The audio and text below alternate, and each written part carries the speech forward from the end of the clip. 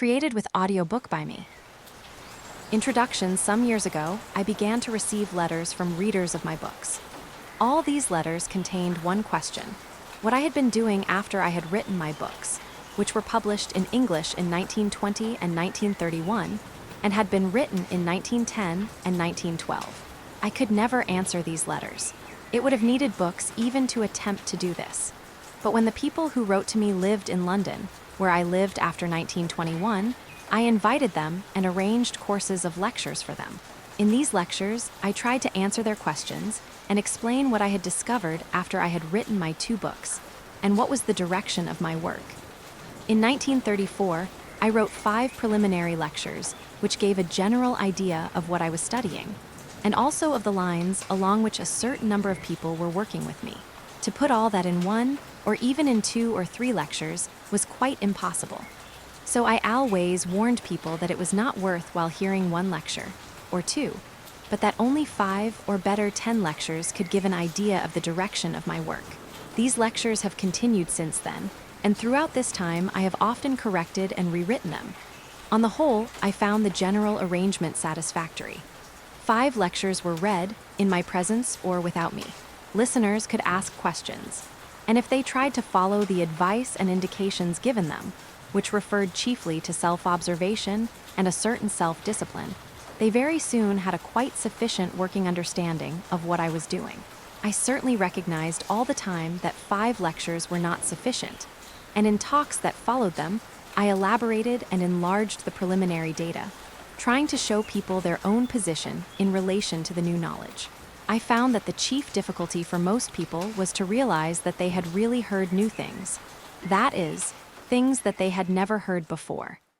They did not formulate it for themselves, but in fact, they always tried to contradict this in their minds and translate what they heard into their habitual language, whatever it happened to be. And this certainly I could not take into account. I know that it is not an easy thing to realize that one is hearing new things.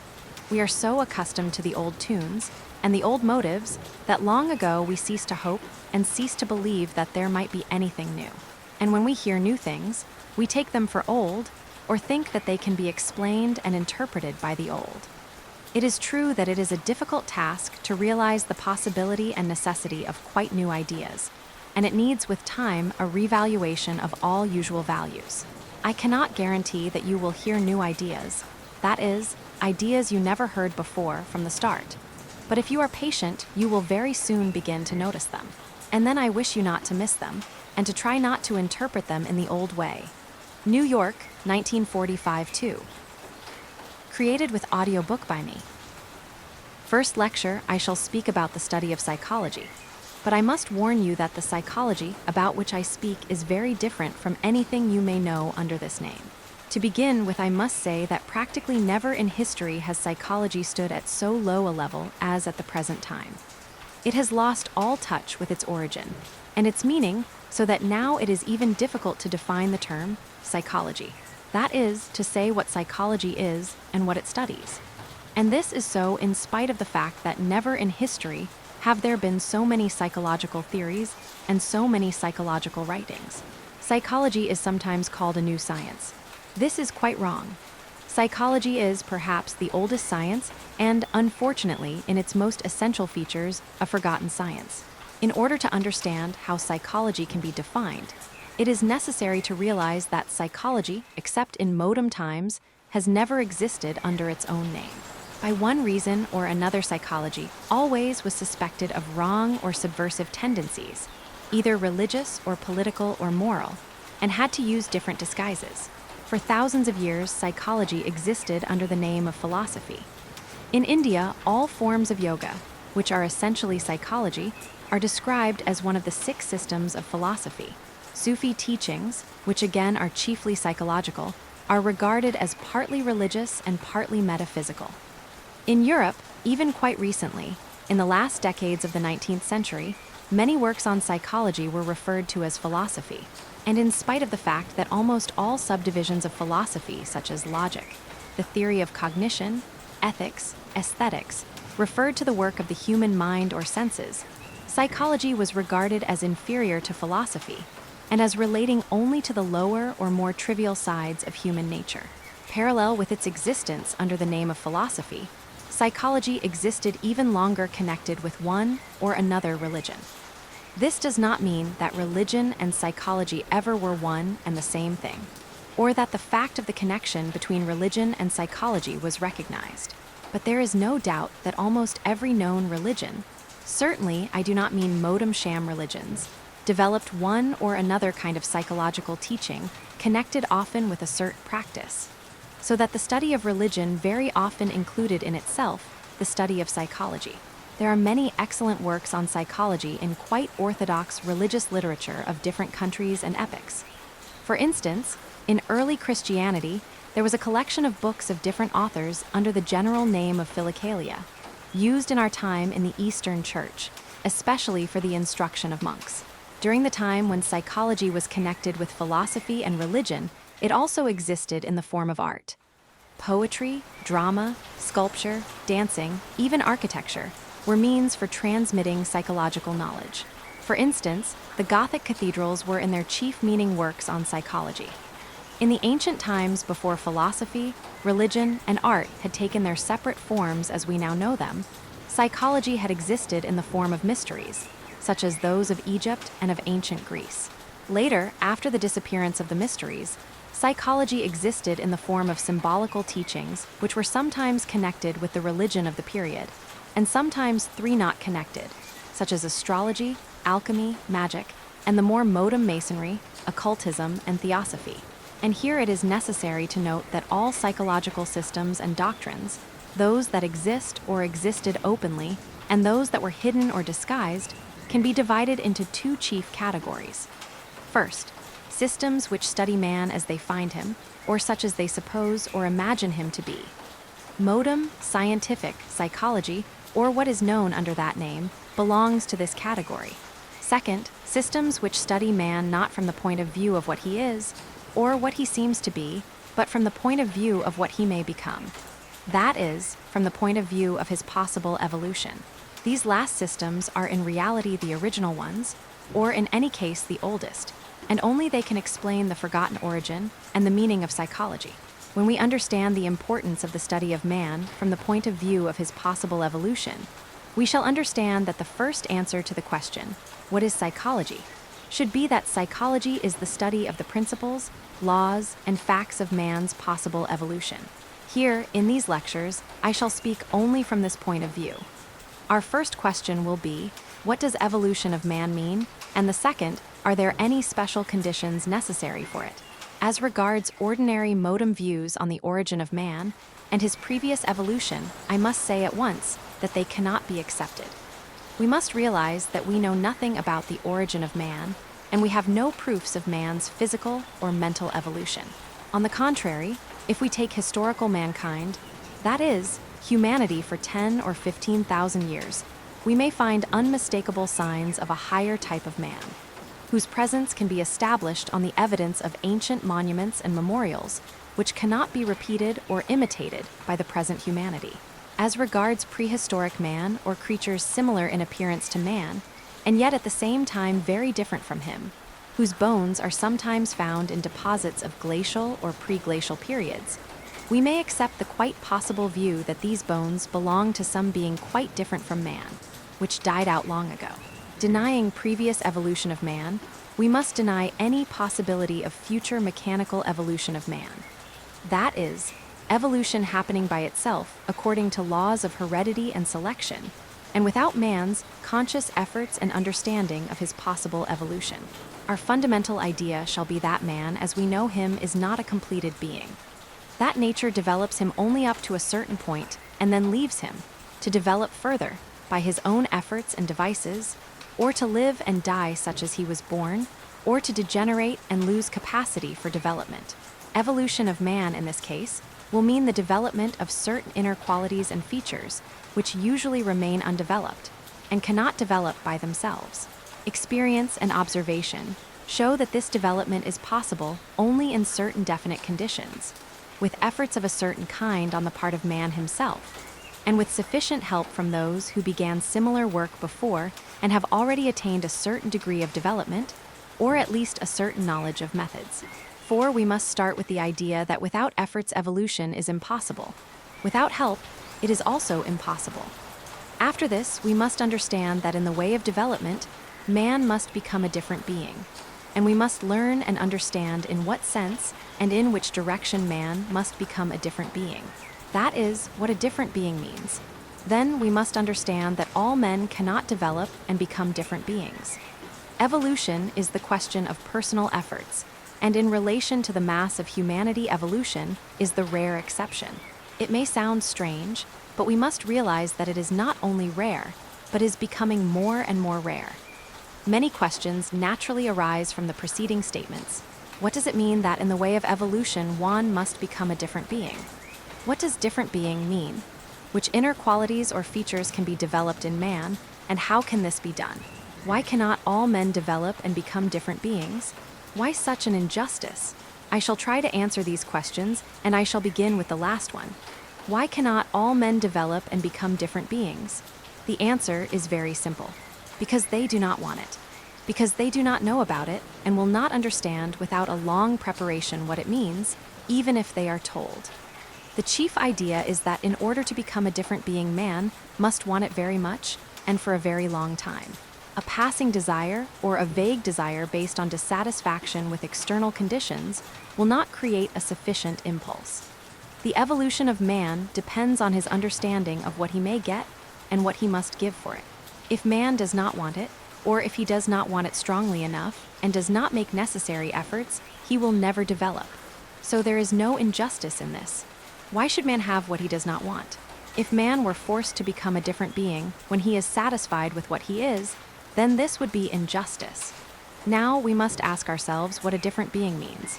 If we consider all the material we can find that refers to this question, we find an assertion that in becoming a different being, man acquires many new qualities and powers, which he does not possess now. This is a common assertion which we find in all kinds of systems, admitting the idea of psychological or inner growth of man. But this is not sufficient. Even the most detailed descriptions of these new powers will not help us in any way to understand how they appear and where they come from. There is a missing link in ordinary known theories, even in those I already mentioned, which are based on the idea of the possibility of evolution of man. The truth lies in the fact that before acquiring any new faculties or powers, which man does not know and does not possess now, he must acquire faculties and powers he also does not possess, but which he ascribes to himself. That is, he thinks that he knows them and can use and control them. This is the missing link, and this is the most important point. 5. By way of evolution, as described before, that is, a way based on effort and help, man must acquire qualities which he thinks he already possesses, but about which he deceives himself. In order to understand this better, and to know what are these faculties and powers which man can acquire, both quite new and unexpected, and also those which he imagines that he already possesses, we must begin with man's general knowledge about himself. And here we come at once to a very important fact. Man does not know himself.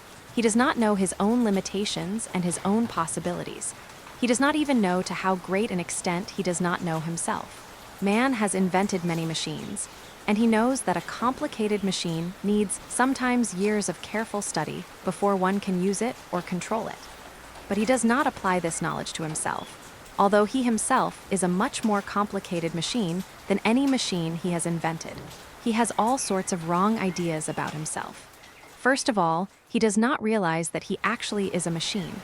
What does it mean that man is a machine? It means that he has no independent movements inside or outside of himself. He is a machine which is brought into motion by external influences and external impacts. All his movements, actions, words, ideas, emotions, moods, and thoughts are produced by external influences. By himself, he is just an automaton with a certain store of memories of previous experiences and a certain amount of reserve energy. We must understand that man can do nothing, but he does not realize this and ascribes to himself the capacity to do. This is the first wrong thing that man ascribes to himself. That must be understood very clearly. Man cannot do. Everything that man thinks he does really happens. It happens exactly as it rains or it thaws. In the English language, there are no impersonal verbal forms which can be used in relation to human actions.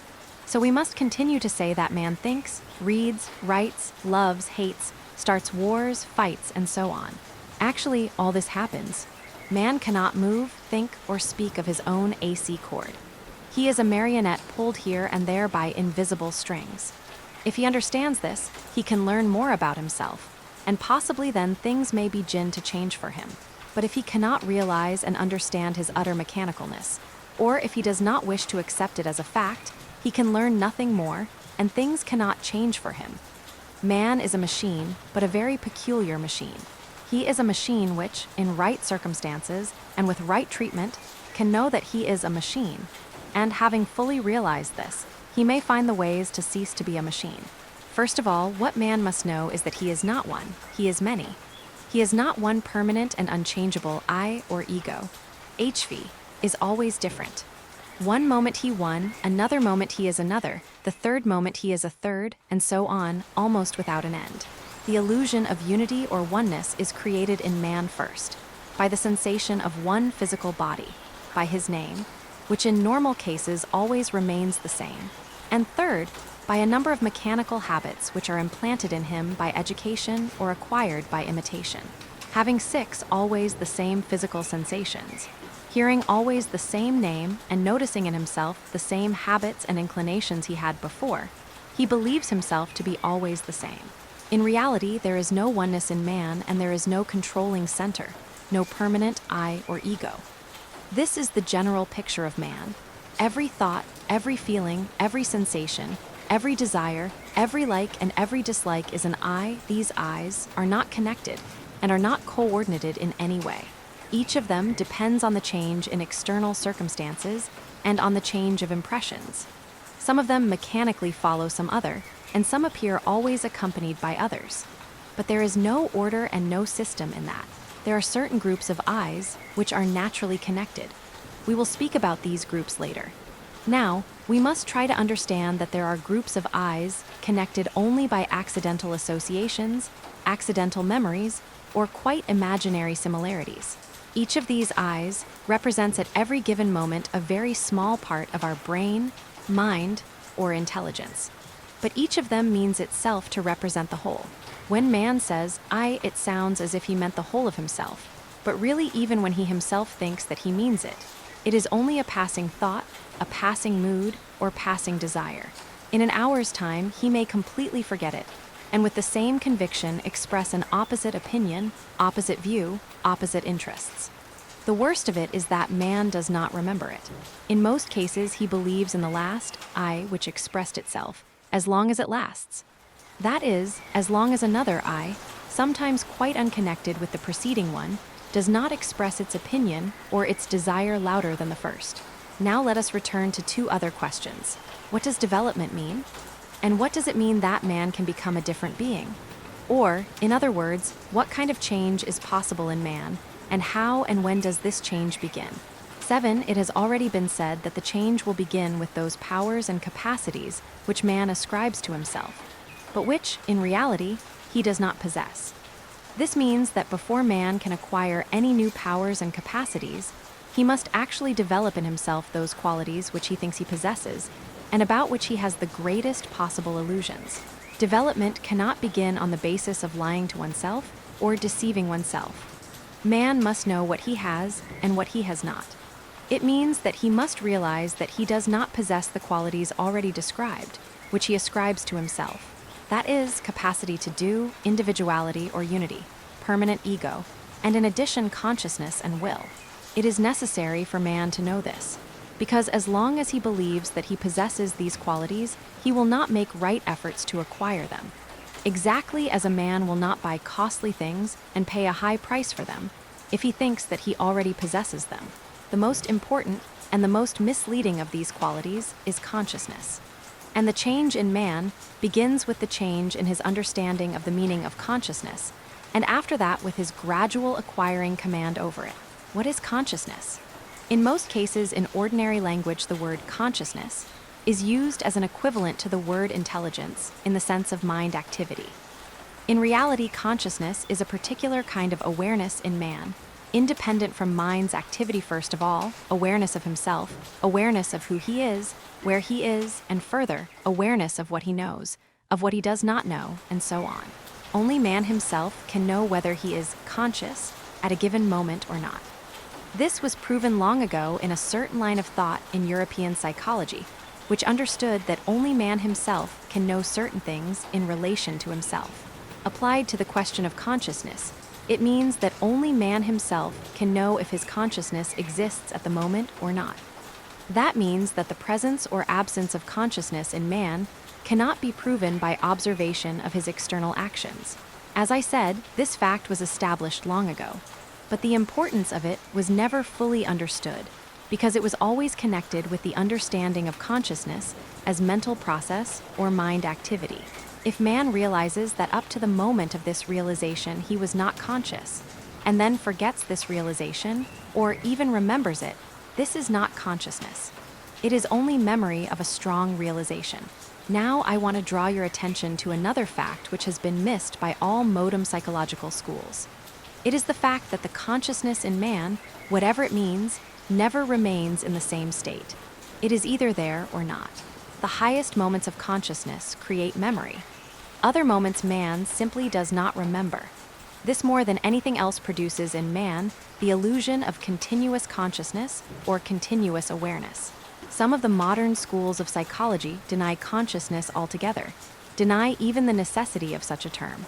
But this is simply an extravagance of misapprehension.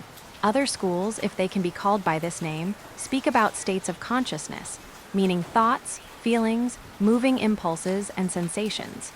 This is based on the fundamental mistake of mixing consciousness with psychic functions. About that we will speak later.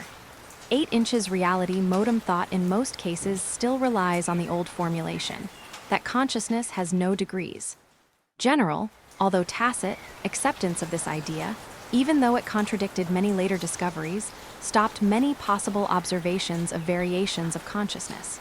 The fact is that consciousness has quite visible and observable degrees, certainly visible and observable in oneself. First, there is duration, how long one was conscious. Second, frequency of appearance, how often one became conscious. Third, the extent and penetration of what one was conscious, which can vary very much with the growth of man. If we take only the first two, we will be able to understand the idea of possible evolution of consciousness. This idea is connected with the most important fact very well known by old psychological schools, like for instance the authors of Philokalia, but completely missed by European philosophy and psychology of the last 2 or 3 centuries. This is the fact that consciousness can be made continuous and controllable by special efforts and special study. I shall try to explain how consciousness can be studied. Take a watch and look at the second hand, trying to be aware of yourself, and concentrating on the thought, I am Peter Ouspensky, I am now here. Try not to think about anything else. Simply follow the movements of the second hand and be aware of yourself, your name, your existence, and the place where you are. Keep all other thoughts away. You will, if you are persistent, be able to do this for 2 minutes. This is the limit of your consciousness. And if you try to repeat the experiment soon after, you will find it more difficult than the first time. This experiment shows that a man, in his natural state, can with great effort be conscious of one subject, himself, for 2 minutes or less. The most important deduction one can make after making this experiment in the right way is that man is not conscious of himself. The illusion of his being conscious of himself is created by memory and thought processes. For instance, a man goes to a theater. If he is accustomed to it, he is not especially conscious of being there while he is there. Although he can see things and observe them, enjoy the performance or dislike it, remember people he met, and so on. When he comes home, he remembers that he was in the theater, and certainly he thinks that he was conscious while he was there. So he has no doubts about his consciousness, and he does not realize that his consciousness can be completely absent while he still can act reasonably. Think, observe. For general description, man has possibility of 4 states of consciousness. They are sleep, waking state, self-consciousness, and objective consciousness. But although he has the possibility of these 4 states of consciousness, man actually lives only in 2 states. One part of his life passes in sleep, and the other part in what is called waking state, though in reality his waking state differs very little from sleep. In ordinary life, man knows nothing of objective consciousness, and no experiments in this direction are possible. The third state, or self-consciousness, man ascribes to himself. That is, he believes he possesses it, although actually he can be conscious of himself only in very rare flashes, and even then he probably does not recognize it because he does not know what nine it would imply if he actually possessed it. These glimpses of consciousness come in exceptional moments, in highly emotional states, in moments of danger, in very new and unexpected circumstances and situations, or sometimes in quite ordinary moments when nothing in particular happens. But in his ordinary or normal state, man has no control over them whatever. As regards our ordinary memory or moments of memory, we actually remember only moments of consciousness, although we do not realize that this is so. What memory means in a technical sense, and the different kinds of memory we possess, I shall explain later. Now, I simply want you to turn your attention to your own observations of your memory. You will notice that you remember things differently. Some things you remember quite vividly, some very vaguely, and some you do not remember at all. You only know that they happened. You will be very astonished when you realize how little you actually remember. And it happens in this way because you remember only the moments when you were conscious. So, in reference to the third state of consciousness, we can say that man has occasional moments of self-consciousness, leaving vivid memories of the circumstances accompanying them, but he has no command over them. They come and go by themselves, being controlled by external circumstances and occasional associations or memories of emotions. The question arises, is it possible to acquire command over these fleeting moments of consciousness, to evoke them more often, and to keep them longer, or even make them permanent? In other words, is it possible to become conscious? This is the most important point. And it must be understood at the very beginning of our study that this point, even as a theory, has been entirely missed by all modern psychological schools without an exception. For with right methods and the right efforts, man can acquire control of consciousness and can become conscious of himself with all that it implies. And what it implies, we in our present state do not even imagine. Only after this point has been understood does serious study of psychology become possible. This study must begin with the investigation of obstacles to consciousness in ourselves, because consciousness can only begin to grow when at least some of these obstacles are removed. In the following lectures, I shall speak about these obstacles, the greatest of which is our ignorance of ourselves, and our wrong conviction that we know ourselves at least to a certain extent and can be sure of ourselves, when in reality we do not know ourselves at all and cannot be sure of ourselves even in smallest things. We must understand now that psychology really means self-study. This is the second definition of psychology. One cannot study psychology as one can study astronomy, that is, apart from oneself. And at the same time, one must study oneself as one studies any new and complicated machine. One must know the parts of this machine, its chief functions, the conditions of right work, the causes of wrong work, and many other things which are difficult to describe without using a special language, which it is also necessary to know in order to be able to study the machine. The human machine has 7 different functions. 10.1, thinking or intellect. 2, feeling or emotions. 3, instinctive function, all inner work of the organism. 4, moving function, all outer work of the organism, movement in space, and so on. 5, sex, the function of 2 principles, male and female, in all their manifestations. Besides these 5, there are 2 more functions for which we have no name in ordinary language, and which appear only in higher states of consciousness.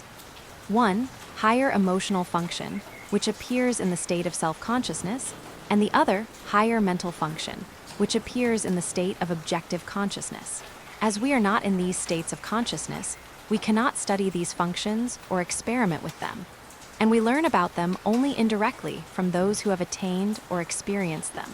In the religious and early philosophical literature of different nations, there are many allusions to the higher states of consciousness and to higher functions. What creates an additional difficulty in understanding these allusions is the lack of division between the higher states of consciousness. What is called samadhi or ecstatic state or illumination, or, in more recent works, Cosmic consciousness may refer to one and may refer to another, sometimes to experiences of self-consciousness and sometimes to experiences of objective consciousness.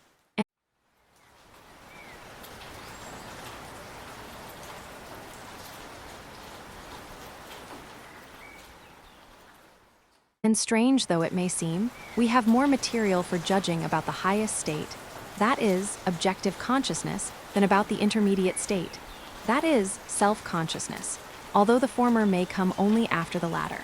Self-study must begin with the study of the four functions: thinking, feeling, instinctive function, and moving function.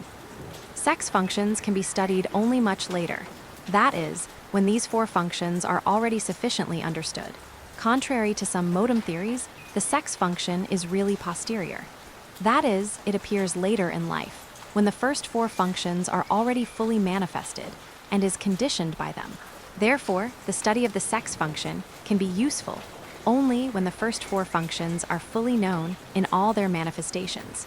At the same time, it must be understood that any serious irregularity or abnormality in the sex function makes self-development and even self-study impossible. So now we must try to understand the four chief functions. I will take it for granted that it is clear to you what I mean by the intellectual or thinking function. All mental processes are included here: realization of an impression, formation of representations and concepts, reasoning, comparison, affirmation, negation, formation of words, speech, imagination, and so on. The second function is feeling or emotions: joy, sorrow, fear, astonishment, and so on. Even if you are sure that it is clear to you how and in what emotions differ from thoughts, I should advise you to verify all your views in regard to this. We mix thought and feelings in our ordinary thinking and speaking, but for the beginning of self-study, it is necessary to know clearly which is which. The two functions following, instinctive and moving, will take longer to understand, because in no system of ordinary psychology are these functions described and divided in the right way. The words instinct, instinctive, are generally used in the wrong sense and very often in no sense at all. In particular, to instinct are generally ascribed external functions, which are in reality moving functions, and sometimes emotional. 11. The instinctive function in man includes in itself four different classes of functions. First, all the inner work of the organism, all physiology, so to speak: digestion and assimilation of food, breathing, circulation of the blood, all the work of inner organs, the building of new cells, the elimination of worked-out materials, the work of glands of inner secretion, and so on. Second, the so-called five senses: sight, hearing, smell, taste, touch, and all other senses such as the sense of weight, of temperature, of dryness, or of moisture, and so on. That is, all indifferent sensations, sensations which by themselves are neither pleasant nor unpleasant. Third, all physical emotions. That is, all physical sensations which are either pleasant or unpleasant. All kinds of pain or unpleasant feelings such as unpleasant taste or unpleasant smell, and all kinds of physical pleasure, such as pleasant taste, pleasant smell, and so on. Fourth, all reflexes, even the most complicated, such as laughter and yawning. All kinds of physical memory such as memory of taste, memory of smell, memory of pain, which are in reality inner reflexes. The moving function includes in itself all external movements, such as walking, writing, speaking, eating, and memories of them. To the moving function also belong those movements which in ordinary language are called instinctive, such as catching a falling object without thinking. The difference between the instinctive and the moving function is very clear, and can be easily understood if one simply remembers that all instinctive functions, without exception, are inherent, and that there is no necessity to learn them in order to use them. Whereas, on the other hand, none of the moving functions are inherent, and one has to learn them all as a child learns to walk, or as one learns to write or to draw. Besides these normal moving functions, there are also some strange moving functions which represent useless work of the human machine not intended by nature, but which occupy a very large place in man's life and use a great quantity of his energy. These are formation of dreams, imagination, daydreaming, talking with oneself, all talking for talking's sake, and generally all uncontrolled and uncontrollable manifestations. The four functions, intellectual, emotional, instinctive, and moving, must first be understood in all their manifestations, and later they must be observed in oneself. Such self-observation, that is, observation on the right basis, with a preliminary understanding of the states of consciousness and of different functions, constitutes the basis of self-study. That is, the beginning of psychology. It is very important to remember that in observing different functions, it is useful to observe at the same time their relation to different states of consciousness.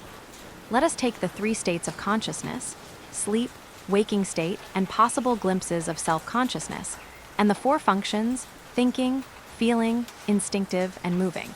All four functions can manifest themselves in sleep, but their manifestations are desultory and unreliable. They cannot be used in any way, they just go by themselves. In the state of waking consciousness or relative consciousness, they can to a certain extent serve for our orientation. Their results can be compared, verified, straightened out. And although they may create many illusions, still in our ordinary state we have nothing else and must make of them what we can. If we knew the quantity of wrong observations, wrong theories, wrong deductions, and conclusions made in this state, we should cease to believe ourselves altogether. But men do not realize how deceptive their observations and their theories can be, and they continue to believe in them. It is this that keeps men from observing the rare moments when their 12 functions manifest themselves in connection with glimpses of the third state of consciousness, that is, of self-consciousness. All this means that each of the four functions can manifest itself in each of the three states of consciousness, but the results are quite different. When we learn to observe these results and their difference, we shall understand the right relation between functions and states of consciousness. But before even considering the difference in function in relation to states of consciousness, it is necessary to understand that man's consciousness and man's functions are quite different phenomena, of quite different nature, and depending on different causes, and that one can exist without the other. Functions can exist without consciousness, and consciousness can exist without functions. 13. Created with Audiobook by me. Second lecture, continuing our study of man, we must now speak with more detail about the different states of consciousness.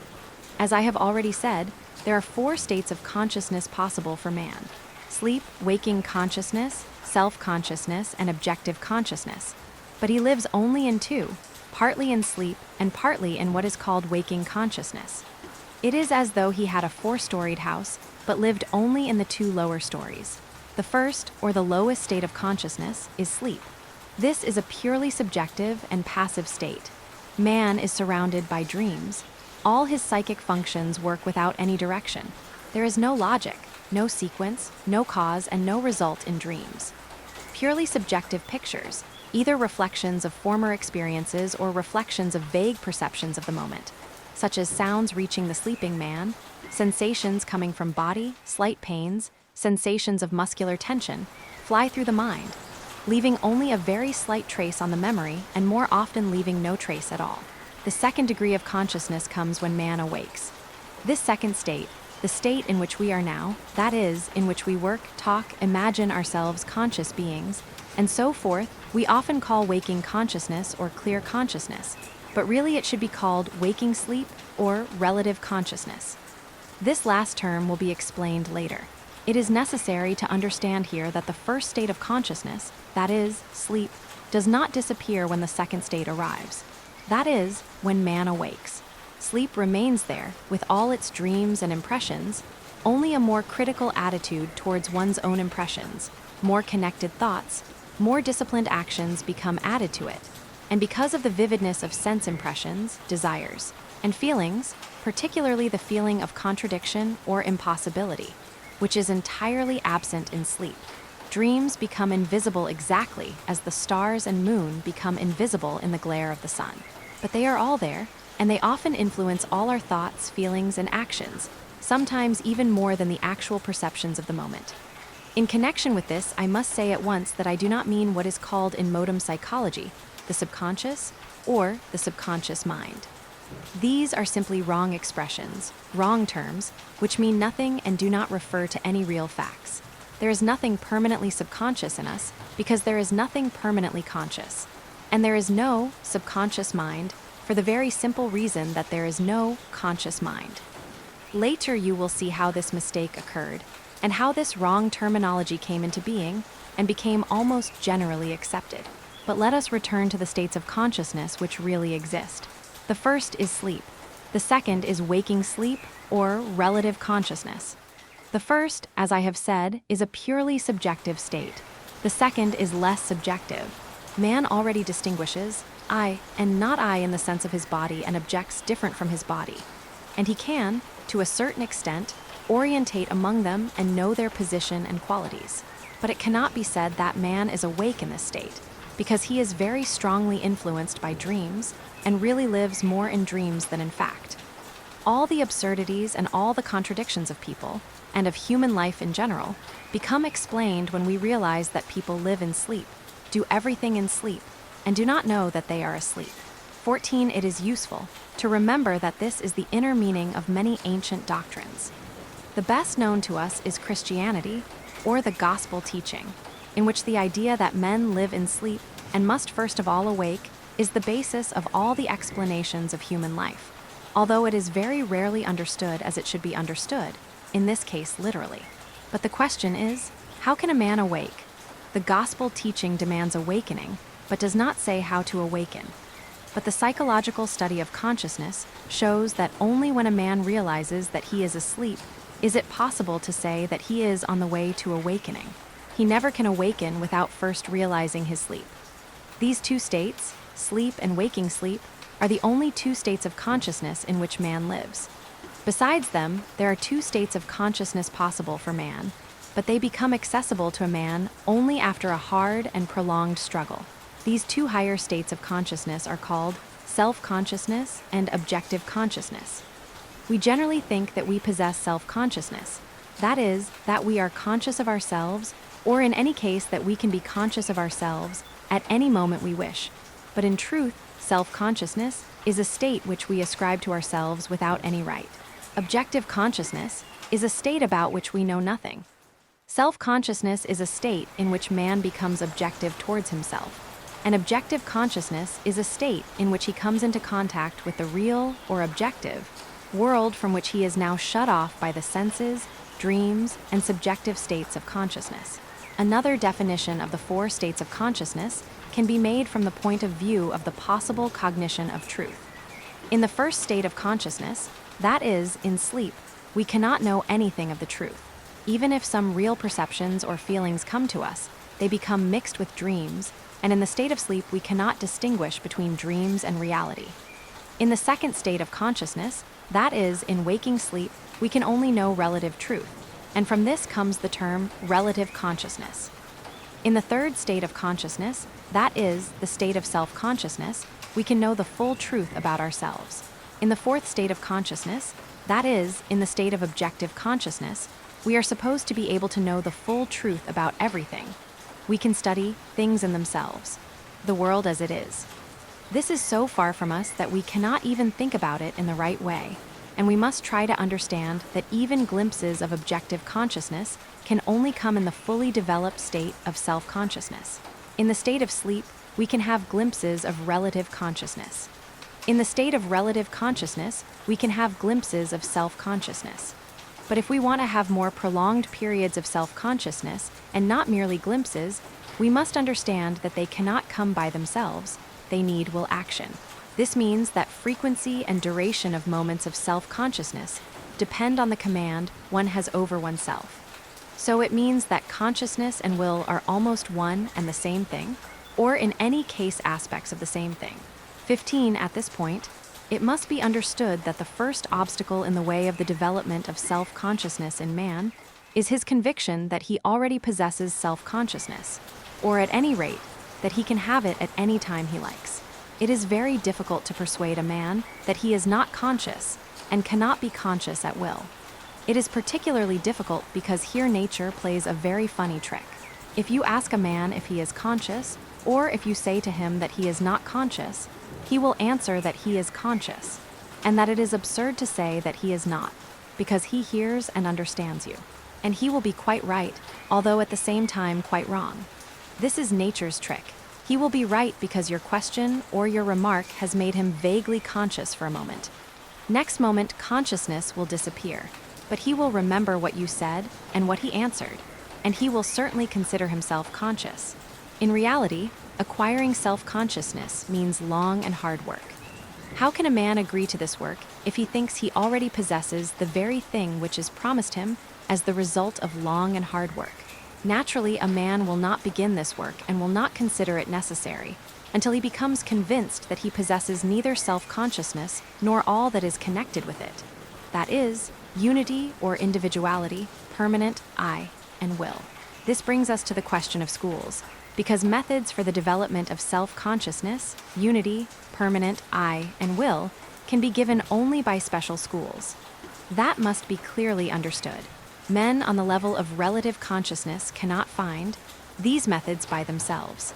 And these methods cannot be described in books or taught in ordinary schools for the very simple reason that they are different for different people. And there is no universal method equally applicable to all. In other words, this means that men who want to change their state of consciousness need a school. But first, they must realize their need. As long as they think they can do something by themselves, they will not be able to make any use of a school, even if they find it. Schools exist only for those who need them, and who know that they need them. The idea of schools, the study of the kinds of schools that may exist, the study of school principles and school methods, occupies a very important place in the study of that psychology which is connected with the idea of evolution. Because without a school, there can be no evolution. One cannot even start, because one does not know how to start. Still less can one continue or attain anything. This means that, having got rid of the first illusion, that one already has everything one can have. One must get rid of the second illusion, that one can get anything by oneself. Because by oneself, one can get nothing. These lectures are not a school, not even the beginning of a school. A school requires a much higher pressure of work. But in these lectures, I can give to those who wish to listen some ideas as to how schools work and how they can be found. I gave before 2 definitions of psychology. First, I said that psychology is the study of the possible evolution of man.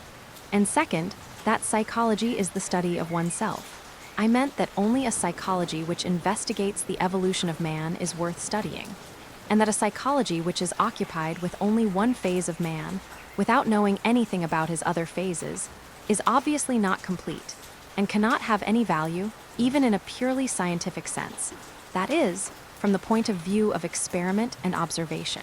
For 16, the present phase, as studied by ordinary psychology, in reality does not exist as something separate, and consists of many subdivisions which lead from lower phases to higher phases.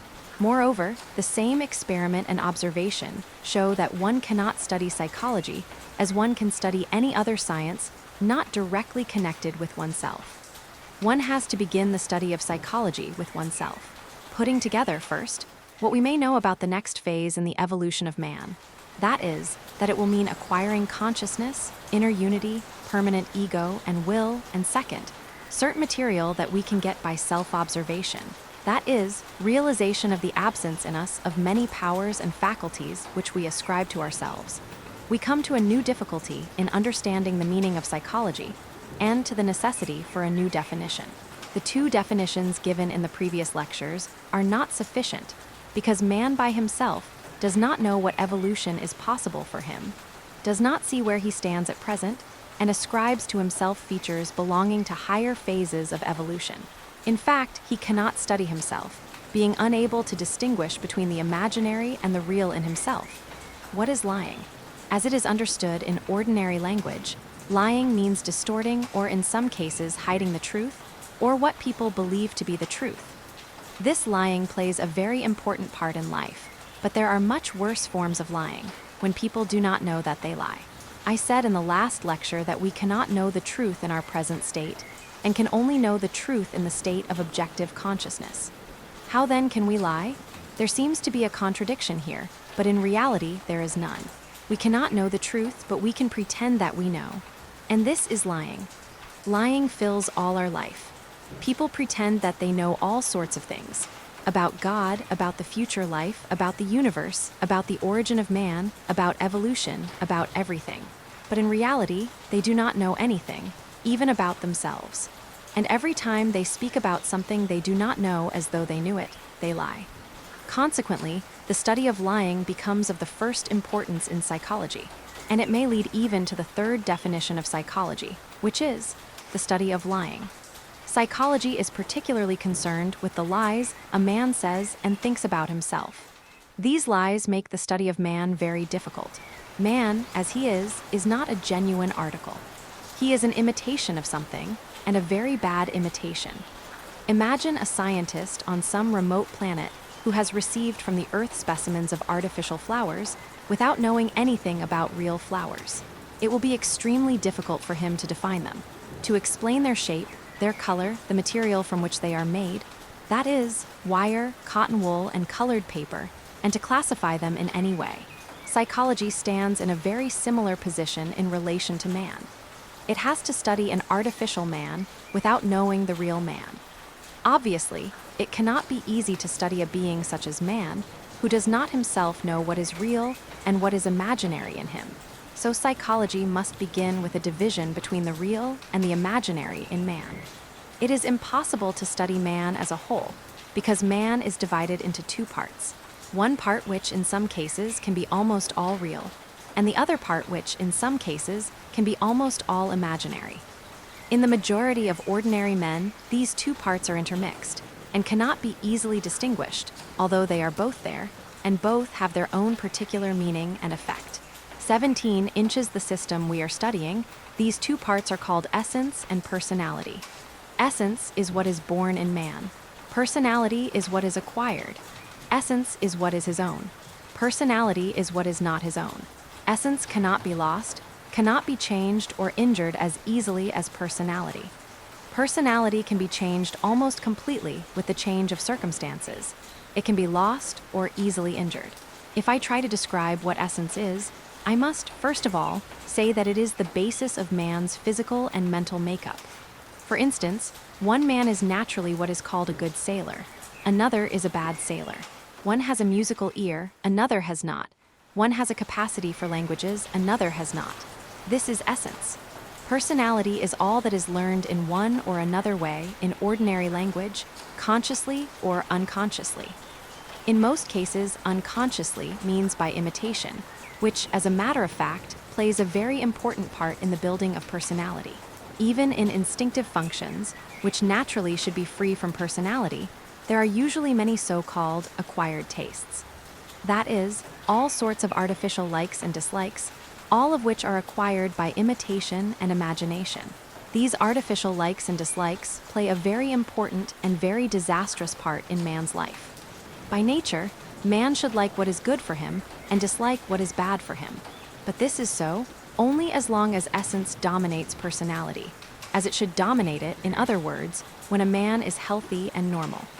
When personality begins to dominate essence, and when man becomes less healthy, he begins to like what is bad for him and to dislike what is good for him. This is connected with the chief thing that can be wrong in the mutual relations of essence and personality.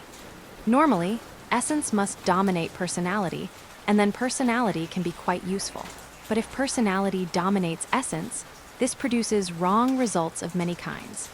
It must be understood that personality is also necessary for man. One cannot live without personality and only with essence. But essence and personality must grow parallel, and the one must not outgrow the other. Cases of essence outgrowing personality may occur among uneducated people. These so-called simple people may be very good, and even clever, but they are incapable of development in the same way as people with more developed personality. Cases of personality outgrowing essence are often to be found among more cultured people, and in such cases, essence remains in a half-grown or half-developed state. This means that with a quick and early growth of personality, growth of essence can practically stop at a very early age, and as a result, we see men and women externally quite grown up, but whose essence remains at the age of 10 or 12. There are many conditions in modern life which greatly favor this underdevelopment of essence. For instance, the infatuation with sport, particularly with games, can very effectively stop the development of essence, and sometimes at such an early age that essence is never fully able to recover later. This shows that essence cannot be regarded as connected only with the physical constitution, in the simple meaning of the idea. In order to explain more clearly what essence means, I must again return to the study of functions. 18 I said in the last lecture that the study of man begins with the study of 4 functions: intellectual, emotional, moving, and instinctive. From ordinary psychology and from ordinary thinking, we know that the intellectual functions, thoughts, and so on are controlled or produced by a certain center which we call mind or intellect, or the brain. And this is quite right. Only, to be fully right, we must understand that other functions are also controlled each by its own mind or center. Thus, from the point of view of the system, there are 4 minds or centers which control our ordinary actions: intellectual mind, emotional mind, moving mind, and instinctive mind. In further references to them, we shall call them centers. Each center is quite independent of the others, has its own sphere of action, its own powers, and its own ways of development. Centers, that is, their structure, capacities, strong sides, and defects, belong to essence.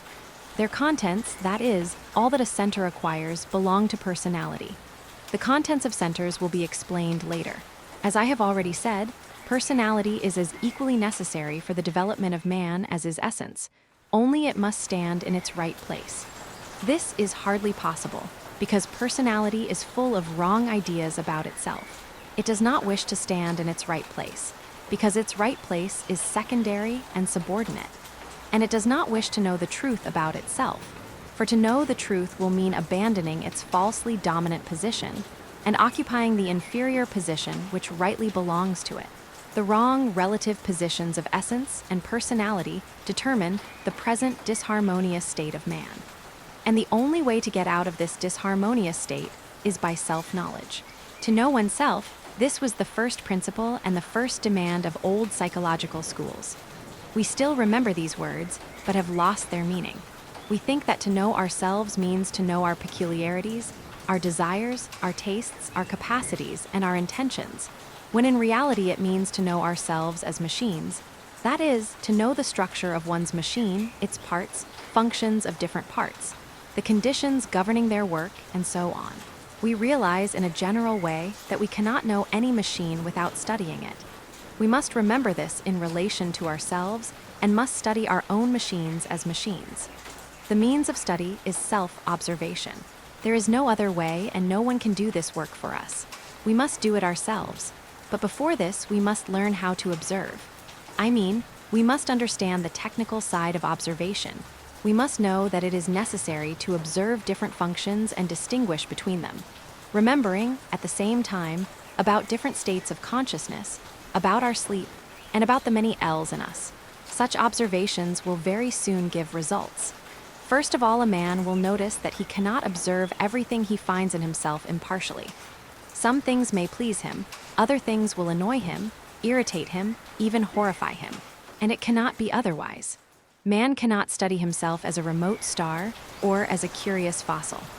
Quite naturally, he will like in himself what helps his development and dislike what makes his development more difficult or even impossible. This means that very soon after starting to observe himself, he will begin to distinguish useful features and harmful features in himself. That is, useful or harmful from the point of view of his possible self-knowledge, his possible awakening, his possible development. He will see sides of himself which can become conscious, and sides which cannot become conscious and must be eliminated. In observing himself, he must always remember that his self-study is the first step towards his possible evolution. Now we must see what are those harmful features that man finds in himself. 19 Speaking in general, they are all mechanical manifestations. The first, as has already been said, is lying. Lying is unavoidable in mechanical life. No one can escape it, and the more one thinks that one is free from lying, the more one is in it. Life as it is could not exist without lying. But from the psychological side, lying has a different meaning. It means speaking about things one does not know, and even cannot know, as though one knows and can know. You must understand that I do not speak from any moral point of view. We have not yet come to questions of what is good and what is bad by itself. I speak only from a practical point of view, of what is useful and what is harmful to self-study and self-development. Starting in this way, man very soon learns to discover signs by which he can know harmful manifestations in himself. He discovers that the more he can control a manifestation, the less harmful it can be, and that the less he can control it, that is, the more mechanical it is, the more harmful it can become. When man understands this, he becomes afraid of lying. Again, not on moral grounds, but on the grounds that he cannot control his lying, and that lying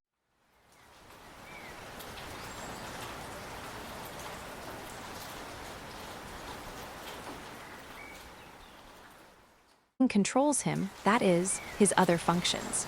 The second dangerous feature he finds in himself is imagination. Very soon after starting his observation of himself, he comes to the conclusion that the chief obstacle to observation is imagination. He wishes to observe something, but instead of that, imagination starts in him on the same subject, and he forgets about observation. Very soon he realizes that people ascribe to the word imagination a quite artificial and quite undeserved meaning in the sense of creative or selective faculty. He realizes that imagination is a destructive faculty, that he can never control it, and that it always carries him away from his more conscious decisions in a direction in which he had no intention of going. Imagination is almost as bad as lying. It is, in fact, lying to oneself. Man starts to imagine something in order to please himself, and very soon he begins to believe what he imagines, or at least some of it. Further, or even before that, one finds many very dangerous effects in the expression of negative emotions. The term negative emotions means all emotions of violence or depression: self-pity, anger, suspicion, fear, annoyance, boredom, mistrust, jealousy, and so on. Ordinarily, one accepts this expression of negative emotions as quite natural and even necessary. Very often people call it sincerity. Of course, it has nothing to do with sincerity. It is simply a sign of weakness in man, a sign of bad temper and of incapacity to keep his grievances to himself. Man realizes this when he tries to oppose it. And by this, he learns another lesson. He realizes that in relation to mechanical manifestations, it is not enough to observe them, it is necessary to resist them, because without resisting them, one cannot observe them. They happen so quickly, so habitually, and so imperceptibly that one cannot notice them if one does not make sufficient efforts to create obstacles for them. After the expression of negative emotions, one notices in oneself or in other people another curious mechanical feature. This is talking. There is no harm in talking by itself, but with some people, especially with those who notice it least, it really becomes a vice. They talk all the time, everywhere they happen to be, while working, while traveling, even while sleeping. They never stop talking to someone if there is someone to talk to, and if there is no one, they talk to themselves. This too must not only be observed, but resisted as much as possible. With unresisted talking, one cannot observe anything, and all the results of a man's observations will immediately evaporate in talking. The difficulties he has in observing these four manifestations: lying, imagination, the expression of negative emotions, and unnecessary talking, will show man his utter mechanicalness, and the impossibility even of struggling against this mechanicalness without help, that is, without new knowledge and without actual assistance. For even if a man has received certain material, he forgets to use it, forgets to observe himself. In other words, he falls asleep again and must always be awakened. This falling asleep has certain definite features of its own, unknown, or at least unregistered and unnamed, in ordinary psychology. These features need special study. There are two of them. The first is called identification. Identifying, or identification, is a curious state in which man passes more than half of his life.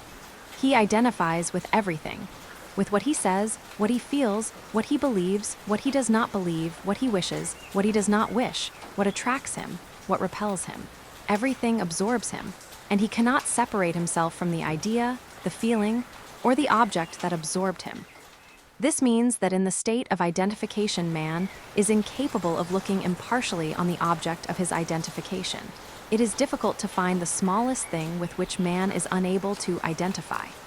At the same time, in a state of identification, man has even less control over his mechanical reactions than at any other time. Such manifestations as lying, imagination, the expression of negative emotions, and constant talking need identification. They cannot exist without identification. If man could get rid of identification, he could get rid of many useless and foolish manifestations. Identification, its meaning, causes, and results, is extremely well described in the Philokalia, which was mentioned in the first lecture, but no trace of understanding of it can be found in modern psychology. It is a quite forgotten psychological discovery. The second sleep-producing state, akin to identification, is considering. Actually, considering is identification with people. It is a state in which man constantly worries about what other people think of him, whether they give him his due, whether they admire him enough, and so on, and so on. Considering plays a very important part in everyone's life, but in some people it becomes an obsession.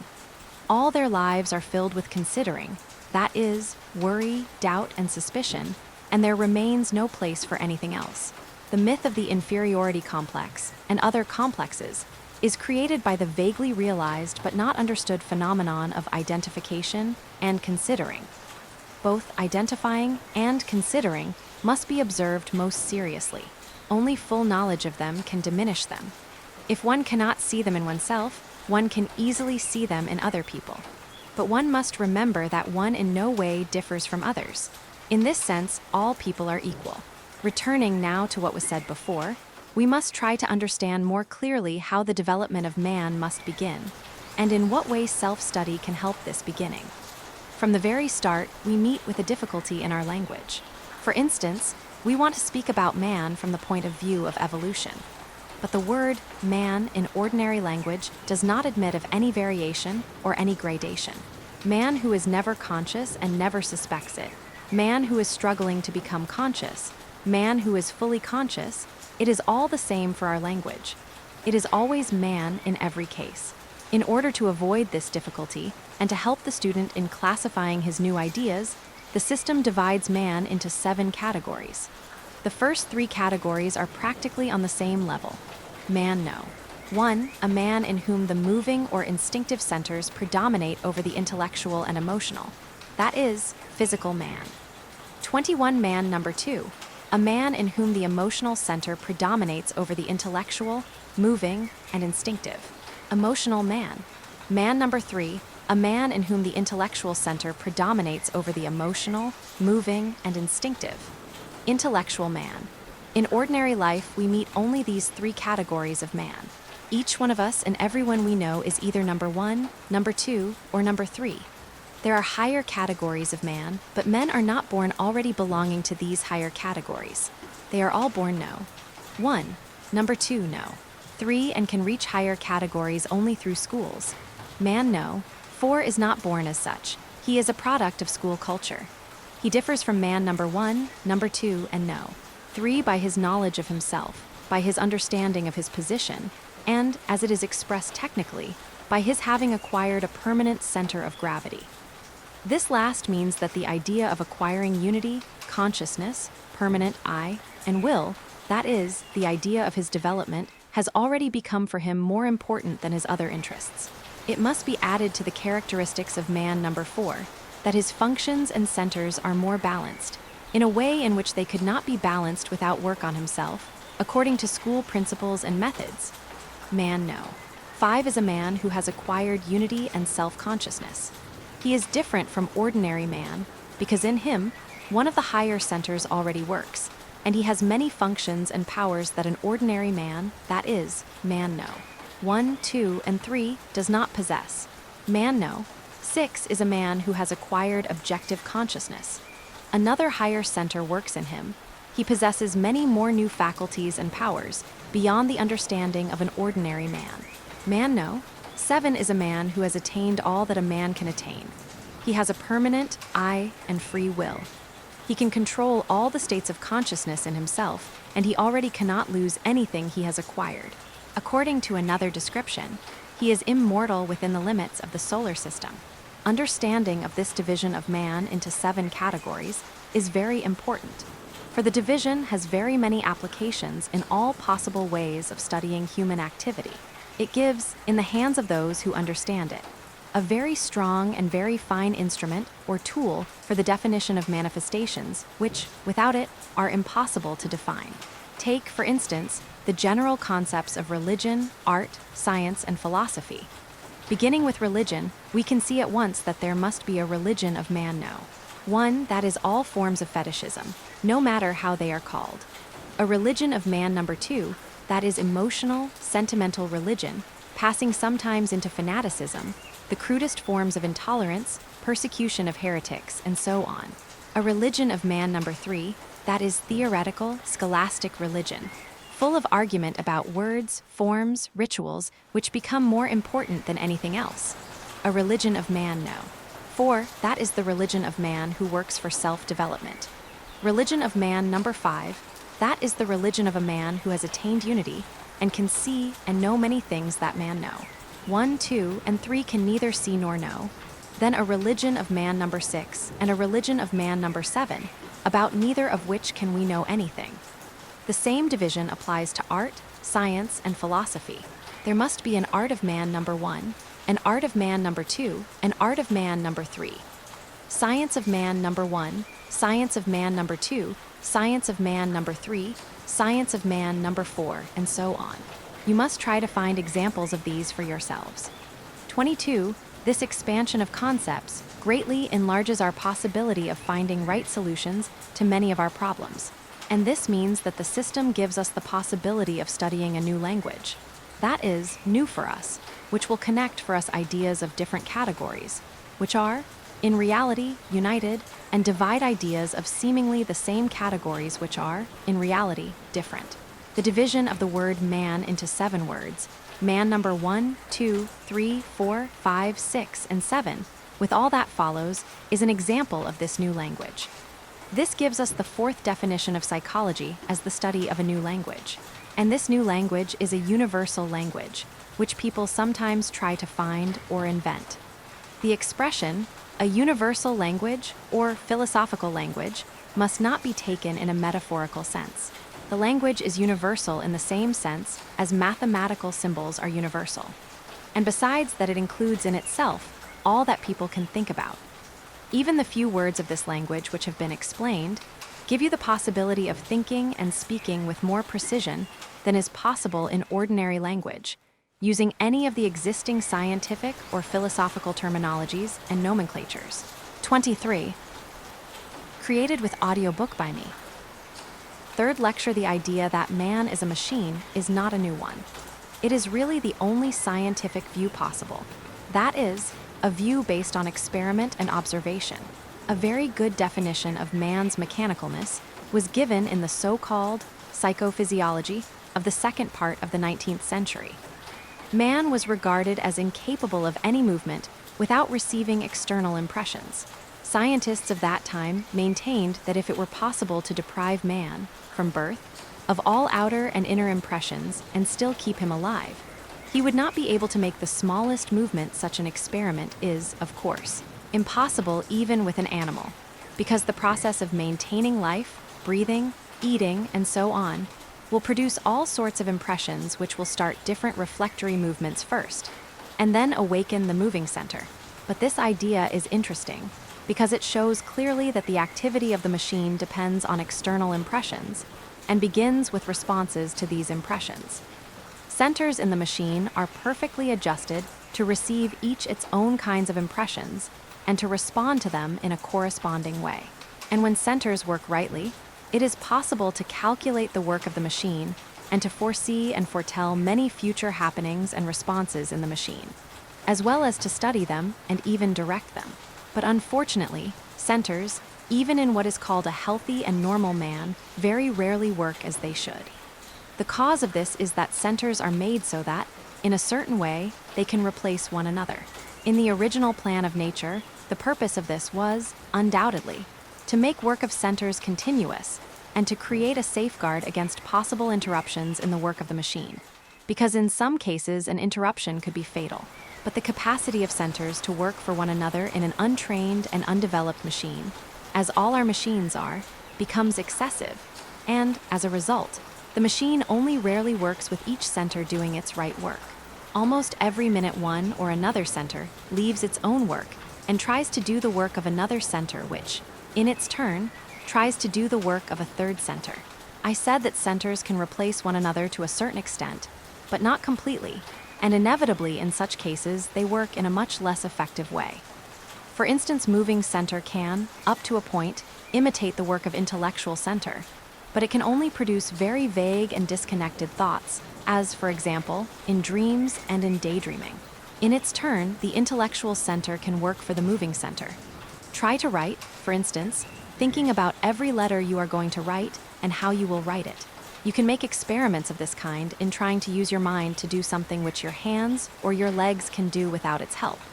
For instance, walk down a staircase noticing every movement, or do some habitual work with your hands, calculating and preparing every small movement by mind. You will immediately see how much more difficult the work will become, how much slower and how much more clumsy the intellectual center is than the moving center. You can see this also when you learn some kind of new movement. Suppose you learn the use of the typewriter or any kind of new physical work, or take a soldier doing rifle drill. For some time in all your or his movements, you will depend on the intellectual center, and only after some time will they begin to pass to the moving center. 24. Everyone knows the relief when movements become habitual, when the adjustments become automatic, and when there is no need to think and calculate even movement all the time. This means that movement has passed to the moving center, where it normally belongs. The instinctive center can work for the emotional, and the emotional can occasionally work for all other centers. And in some cases, the intellectual center has to work for the instinctive center, although it can only do a very small part of its work, the part which is connected with visible movements, such as the movement of the chest during breathing. It is very dangerous to interfere with normal functions of the instinctive center, as for instance in artificial breathing, which is sometimes described as yogi breathing, and which never must be undertaken without the advice and observation of a competent and experienced teacher. Returning to the wrong work of centers, I must say that this fills up practically all our life. Our dull impressions, our vague impressions, our lack of impressions, our slow understanding of many things, very often our identifying and our considering, even our lying, all these depend on the wrong work of centers. The idea of the wrong work of centers does not enter into our ordinary thinking and ordinary knowledge, and we do not realize how much harm it does to us, how much energy we spend unnecessarily in this way, and the difficulties into which this wrong work of centers leads us. Insufficient understanding of the wrong work of our machine is usually connected with the false notion of our unity. When we understand how much divided we are in ourselves, we begin to realize the danger that can lie in the fact that one part of ourselves works instead of another part, without our knowing it. In the way of self-study and self-observation, it is necessary to study and observe not only the right work of centers, but also the wrong work of centers. It is necessary to know all kinds of wrong work and the particular features of the wrong work belonging to particular individuals. It is impossible to know oneself without knowing one's defects and wrong features. And, in addition to general defects belonging to everyone, each of us has his own particular defects belonging only to himself, and they also have to be studied at the right time. I pointed out in the beginning that the idea that man is a machine brought into motion by external influences is really and truly a scientific idea. What science does not know is, first, that the human machine does not work up to its standard, and actually works much below its normal standard. That is, not with its full powers, not with all its parts. And second, that in spite of many obstacles, it is capable of developing and creating for itself quite different standards of receptivity and action. We shall now speak of the conditions necessary for development, because it must be remembered that although development is possible, it is at the same time very rare and requires a great number of external and internal conditions. What are these conditions? The first of these conditions is that man must understand his position, his difficulties, and his possibilities, and must have either a very strong desire to get out of his present state or have a very great interest for the new, for the unknown state which must come with the change. Speaking shortly, he must be either very strongly repelled by his present state or very strongly attracted by the future state that may be attained. 25 Further, one must have a certain preparation. A man must be able to understand what he is told. Also, he must be in right conditions externally. He must have sufficient free time for study and must live in circumstances which make study possible. It is impossible to enumerate all the conditions which are necessary, but they include, among other things, a school. And school implies such social and political conditions in the given country in which a school can exist, because a school cannot exist in any conditions, and a more or less ordered life and a certain level of culture and personal freedom are necessary for the existence of a school. Our time is particularly difficult in this respect. Schools in the East are disappearing very quickly. In many countries, they are absolutely impossible. For instance, no school could exist in Bolshevik Russia, or in Hitler's Germany, or in Mussolini's Italy, or in Kemal's Turkey. I quoted some verses from the laws of Manu referring to this subject in the new model of the universe. From the rules for a Snataka, householder. 61. He must not live in a country governed by Sudras, nor in one inhabited by impious men, nor in one conquered by heretics, nor one abounding with men of lower castes. 79. He must not be in the company of outcasts, nor of Kandalas, the lowest of men, nor of Pakises, nor of idiots, nor of arrogant men, nor of men of low class, nor of anti-Abyssinians, gravediggers. Chapter Roman 8. 22. A kingdom peopled mostly by Sudras, filled with godless men and deprived of twice-born inhabitants, will soon wholly perish, stricken by hunger and disease. These ideas of the laws of Manu are very interesting, because they give us a basis on which we can judge different political and social conditions from the point of view of schoolwork, and to see which conditions are really progressive, and which bring only the destruction of all real values, although their adherents pretend that these conditions are progressive and even manage to deceive quantities of weak-minded people. But external conditions do not depend on us. To a certain extent, and sometimes with great difficulty, we can choose the country where we prefer to live, but we cannot choose the period or the century and must try to find what we want in the period in which we are placed by fate. So we must understand that even the beginning of preparation for development needs a combination of external and internal conditions, which only rarely come all together. But at the same time, we must understand that, at least so far as internal conditions are concerned, man is not entirely left to the law of accident. There are many lights arranged for him by which he can find his way if he cares to, and if he is lucky. His possibility is so small that the element of luck cannot be excluded. Let us now try to answer the question: what makes a man desire to acquire new knowledge and to change himself? Man lives in life under two kinds of influences. This must be very well understood, and the difference between the two kinds of influences must be very clear.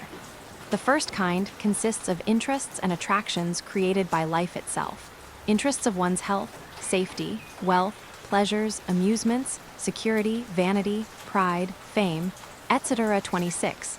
The second kind consists of interests of a different order aroused by ideas which are not created in life, but come originally from schools. These influences do not reach man directly.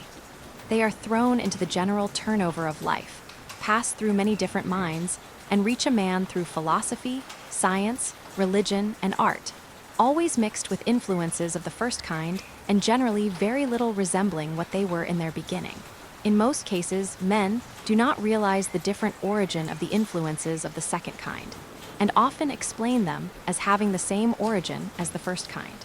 Although man does not know of the existence of two kinds of influences, they both act on him, and in one way or another way he responds to them. He can be more identified with one or with some of the influences of the first kind and not feel influences of the second kind at all. Or he can be attracted and affected by one or another of the influences of the second kind. The result is different in each case. We will call the first kind of influence A, and the second, influence B. If a man is fully in the power of influence A, or of one particular influence A, and quite indifferent to influence B, nothing happens to him, and his possibility of development diminishes with every year of his life. And at a certain age, sometimes quite an early age, it disappears completely. This means that man dies while physically remaining still alive, like grain that cannot germinate and produce a plant. But if, on the other hand, man is not completely in the power of influence A.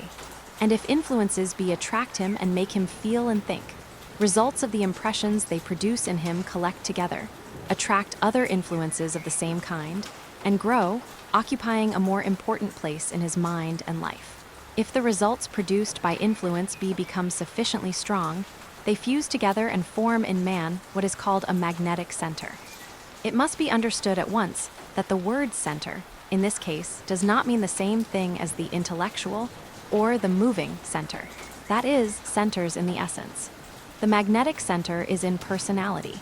It is simply a group of interests which, when they become sufficiently strong, serve, to a certain degree, as a guiding and controlling factor. The magnetic center turns one's interests in a certain direction and helps to keep them there. At the same time, it cannot do much by itself. A school is necessary. The magnetic center cannot replace a school, but it can help to realize the need of a school. It can help in beginning to look for a school, or if one meets a school by chance, the magnetic center can help to recognize a school and try not to lose it. Because nothing is easier to lose than a school. Possession of a magnetic center is the first, although quite unspoken, demand of a school. If a man without a magnetic center, or a small or a weak magnetic center, or with several contradictory magnetic centers, that is, interested in many incompatible things at the same time, meets a school, he does not become interested in it, or he becomes critical at once before he can know anything, or his interest disappears very quickly when he meets with the first difficulties of schoolwork. This is the chief safeguard of a school. Without it, the school would be filled with quite a wrong kind of people who would immediately distort the school teaching. A right magnetic center not only helps one to recognize a school, it also helps to absorb the school teaching, which is different from both influences A and influences B, and may be called influence C. Influence C can be transferred only by word of mouth, by direct instruction, explanation, and demonstration. 27. When a man meets with influence C and is able to absorb it, it is said about him that in one point of himself, that is, in his magnetic center, he becomes free from the law of accident. From this moment, the magnetic center has actually played its part. It brought man to a school or helped him in his first steps there. From then on, the ideas and the teaching of the school take the place of the magnetic center and slowly begin to penetrate into the different parts of personality, and with time into essence.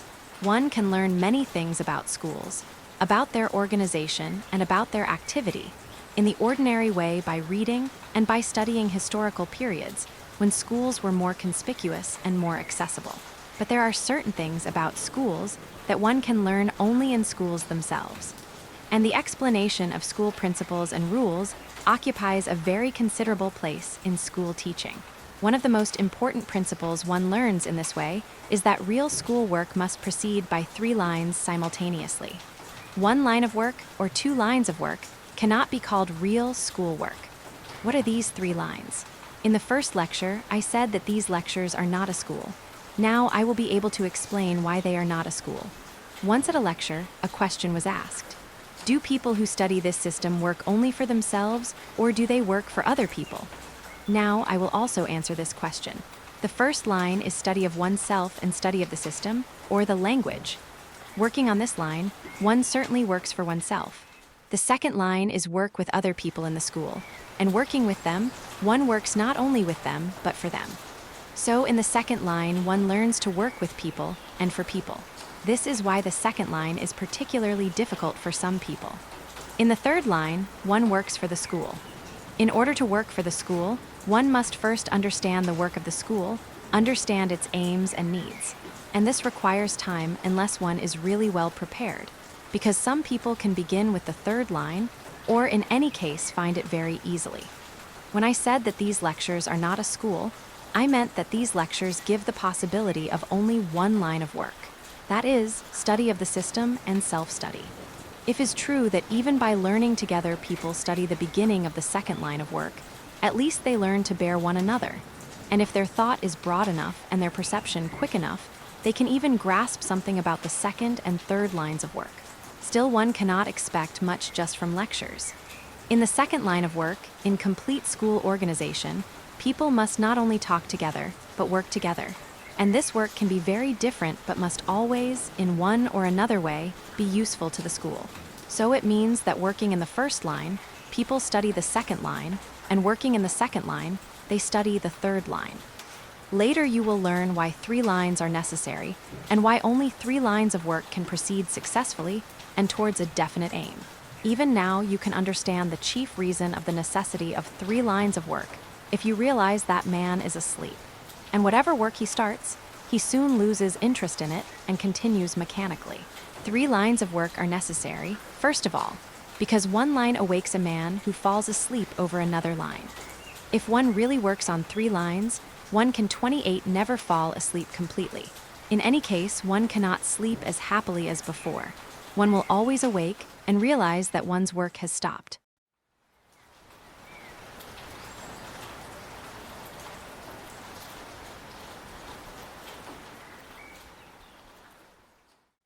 I can show also one very characteristic difference between 3 lines of work.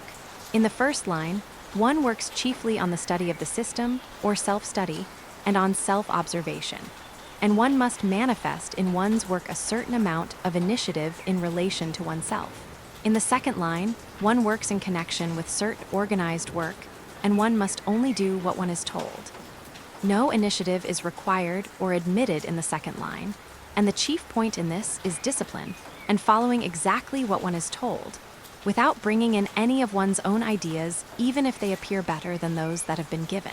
In the third line again, one can manifest more initiative, but one must always verify oneself and not let oneself make decisions against rules and principles, or against what one has been told. I said before that the work begins with the study of the language.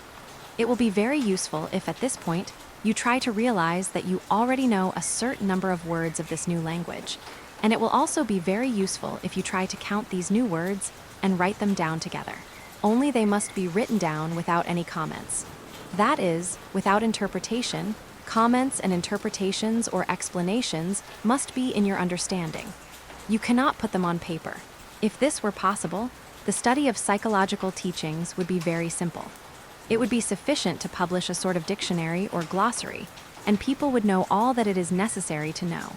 But fortunately or unfortunately, this is impossible, and men have to learn and work each for himself. We must again return to centers and find why we cannot develop more quickly without the necessity for long school work. We know that when we learn something, we accumulate new material in our memory. But what is our memory?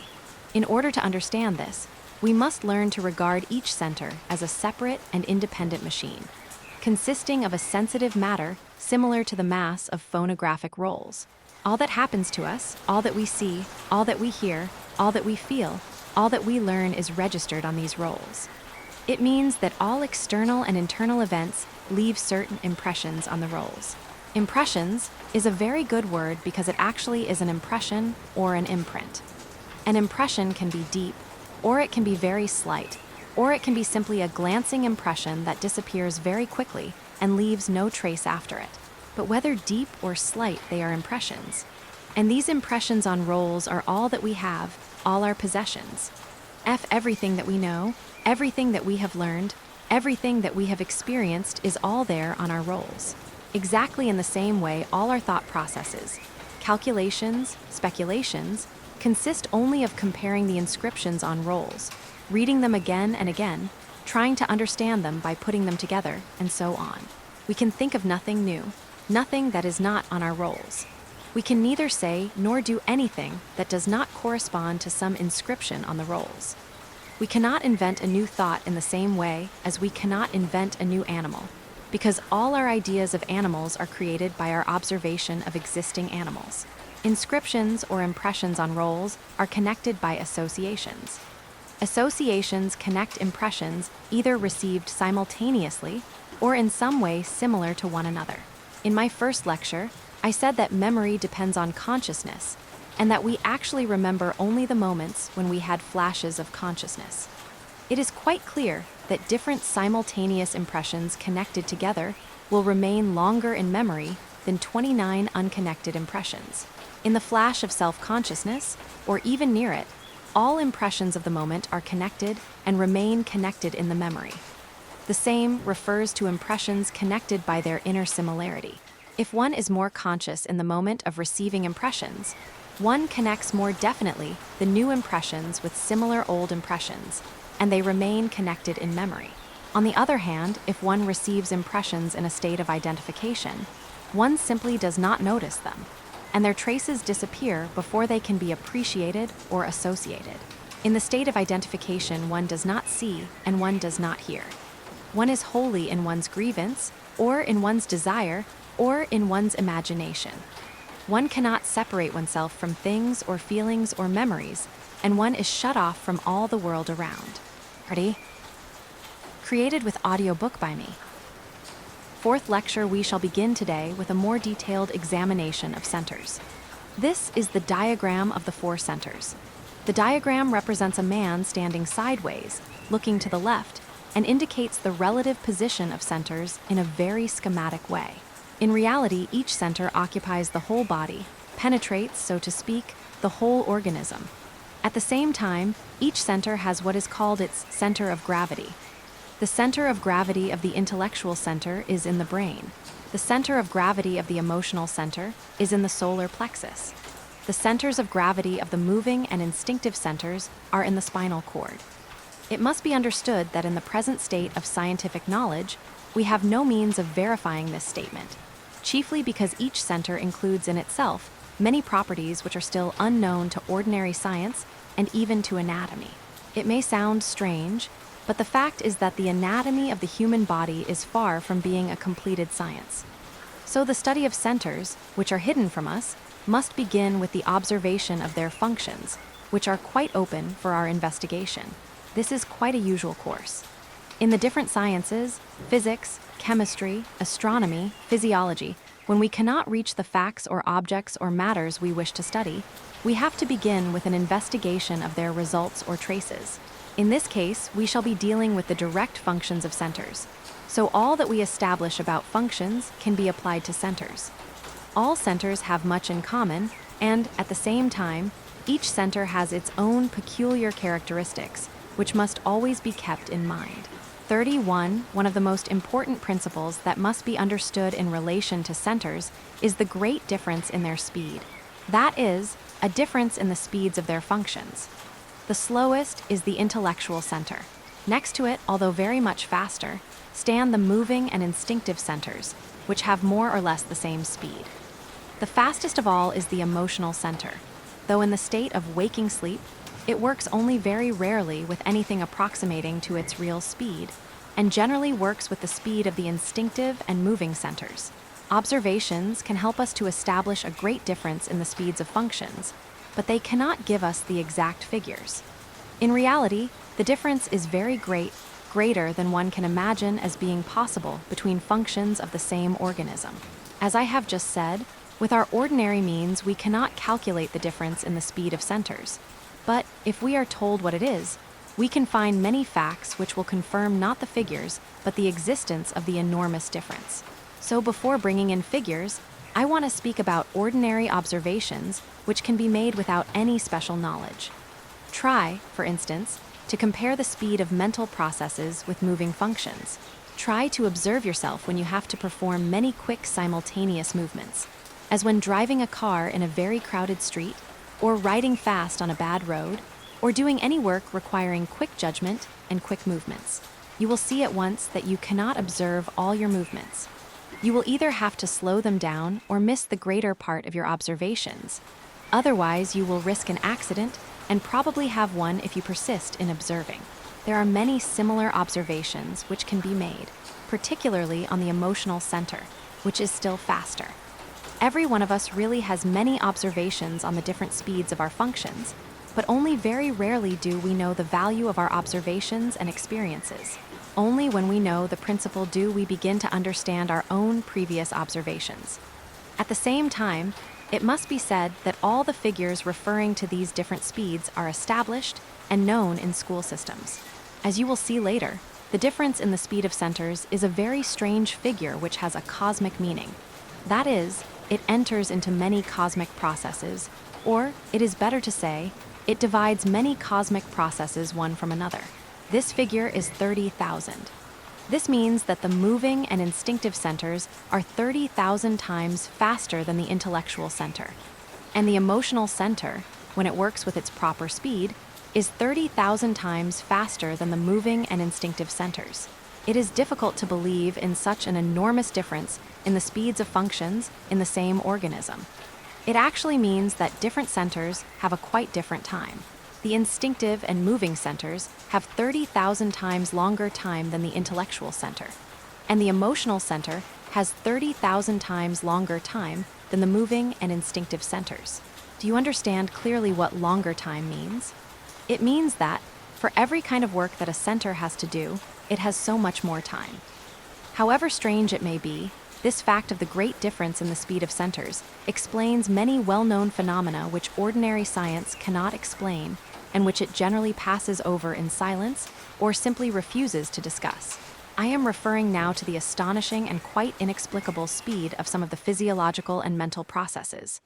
For instance, a man drinks a glass of brandy, and immediately, in no more than a second, he experiences many new feelings and sensations. A feeling of warmth, relaxation, relief, peace, contentment, well-being, or on the other hand, anger, irritation, and so on.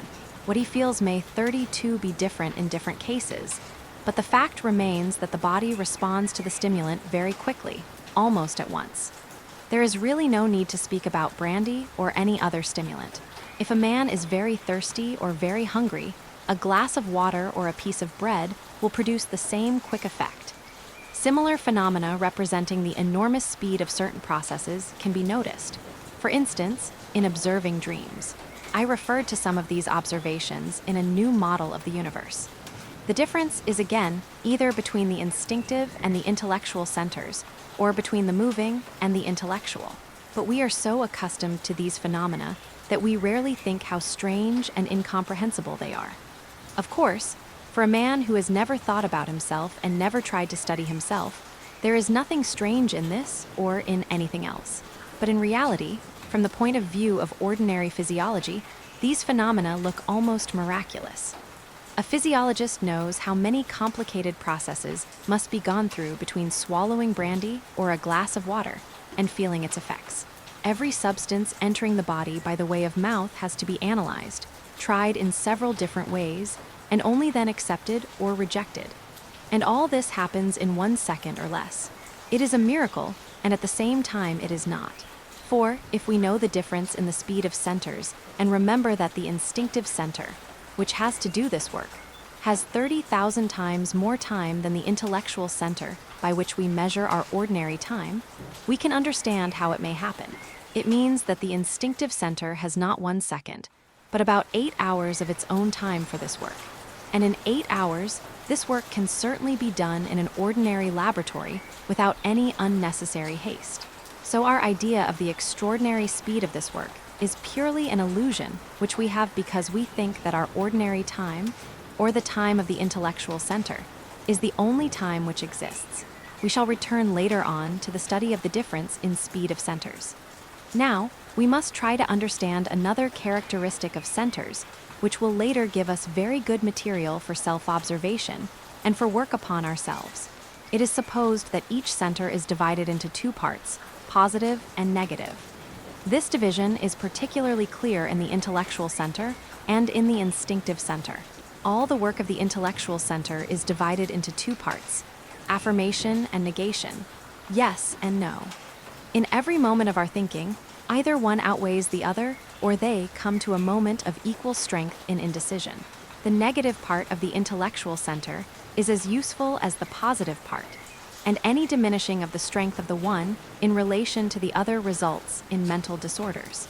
In the work of the instinctive center, the division is also quite clear, and both parts, positive and negative, or pleasant and unpleasant, are equally necessary for a right orientation in life. Pleasant sensations of taste, smell, touch, temperature, warmth, coolness, fresh air, all indicate conditions which are beneficial for life. And unpleasant sensations of bad taste, bad smell, unpleasant touch, feeling of oppressive heat or extreme cold, all indicate conditions which can be harmful to life. It may definitely be said that no true orientation in life is possible without both pleasant and unpleasant sensations. They are the real guidance of all animal life on the earth, and any defect in them results in a lack of orientation and a consequent danger of illness and death. 33. Think how quickly a man would poison himself if he lost all sense of taste and smell. Or if, in some unnatural way, he conquered in himself a natural disgust of unpleasant sensations. In the moving center, the division into two parts, positive and negative, has only a logical meaning. That is, movement as opposed to rest. It has no meaning for practical observation. In the emotional center, at a first glance, the division is quite simple and obvious. If we take pleasant emotions such as joy, sympathy, affection, self-confidence as belonging to the positive part, and unpleasant emotions such as boredom, irritation, jealousy, envy, fear, as belonging to the negative part, things will look very simple. But in reality, they are much more complicated. To begin with, in the emotional center, there is no natural negative part. The greater part of negative emotions are artificial. They do not belong to the emotional center proper, and are based on instinctive emotions, which are quite unrelated to them, but which are transformed by imagination and identification. This is the real meaning of the theory of James and Lange, at one time very well known. They insisted that all emotions were really sensations of changes in inner organs and tissues, changes which took place before sensations and were the actual cause of sensations.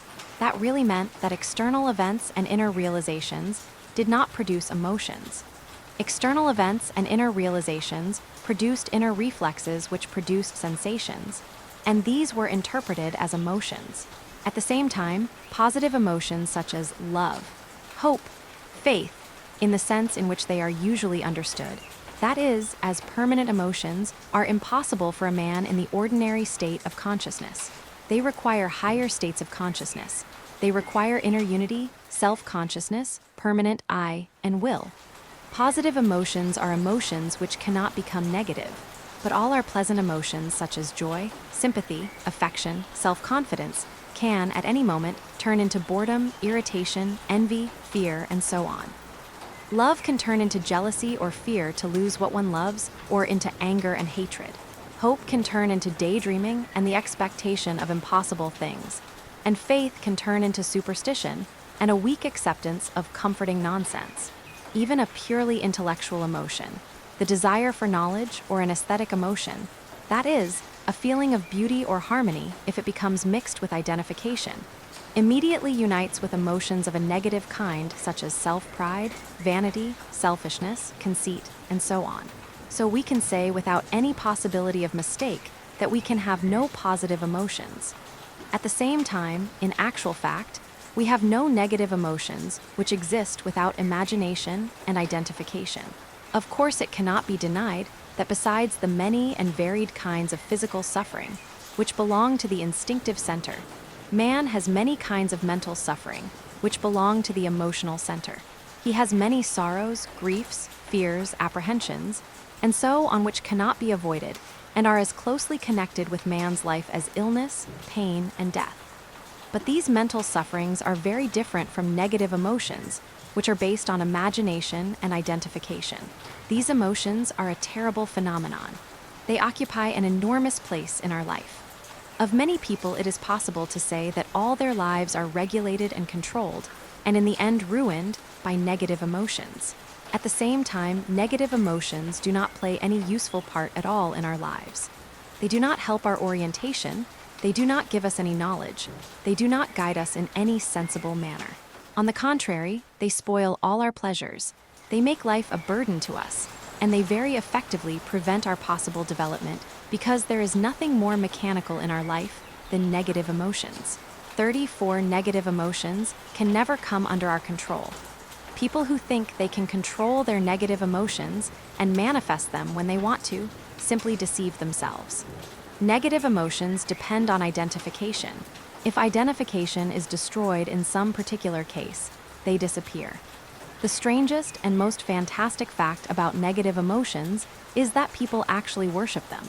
I think that, for an ordinary mechanical man, the most difficult thing to realize is that his own and other people's negative emotions have no value whatever and do not contain anything noble, anything beautiful, or anything strong. In reality, negative emotions contain nothing but weakness and very often the beginning of hysteria, insanity, or crime. The only good thing about them is that, being quite useless and artificially created by imagination and identification, they can be destroyed without any loss. And this is the only chance of escape that man has. If negative emotions were useful or necessary for any, even the smallest, purpose, and if they were a function of a really existing part of the emotional center, man would have no chance because no inner development is possible so long as man keeps his negative emotions. In school language, it is said on the subject of the struggle with negative emotions, man must sacrifice his suffering. What could be easier to sacrifice? Everyone will say.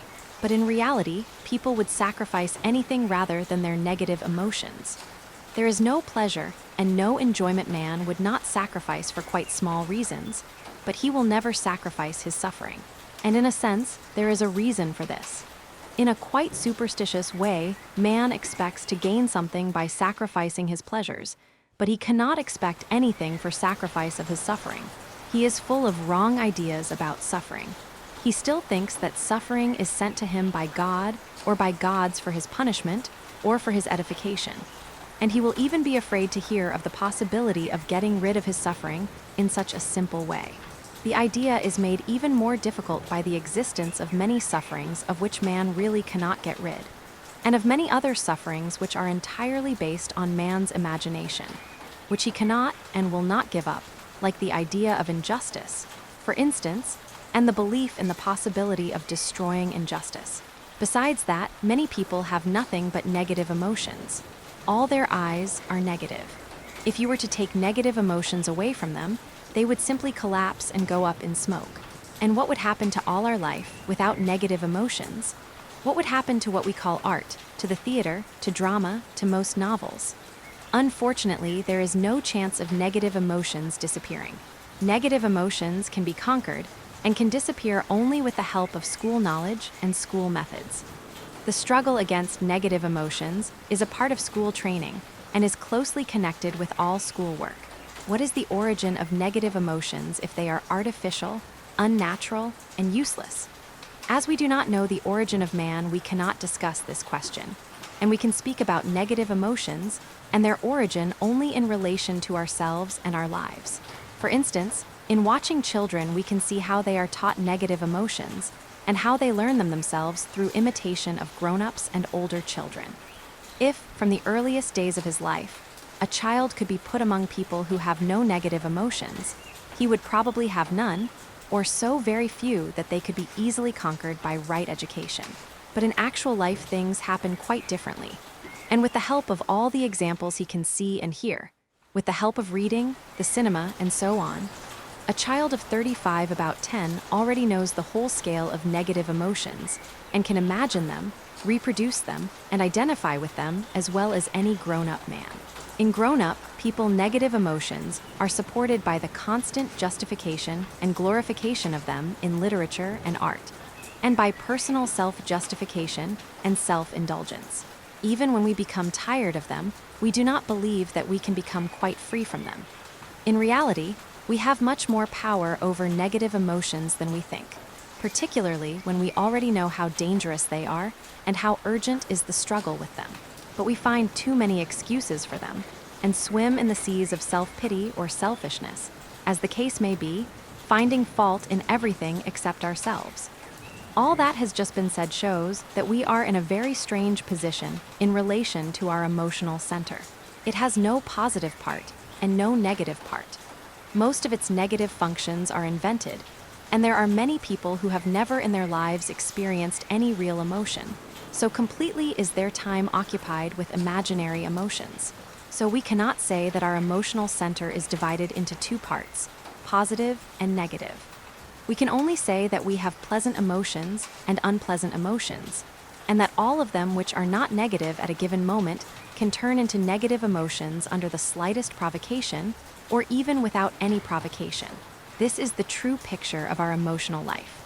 And if we look sincerely at ourselves, we must realize that so long as we cultivate and admire in ourselves all these poisonous emotions, we cannot expect to be able to develop unity, consciousness, or will. If such development were possible, then all these negative emotions would enter into our new being and become permanent in us. This would mean that it would be impossible for us ever to get rid of them. Luckily for us, such a thing cannot happen.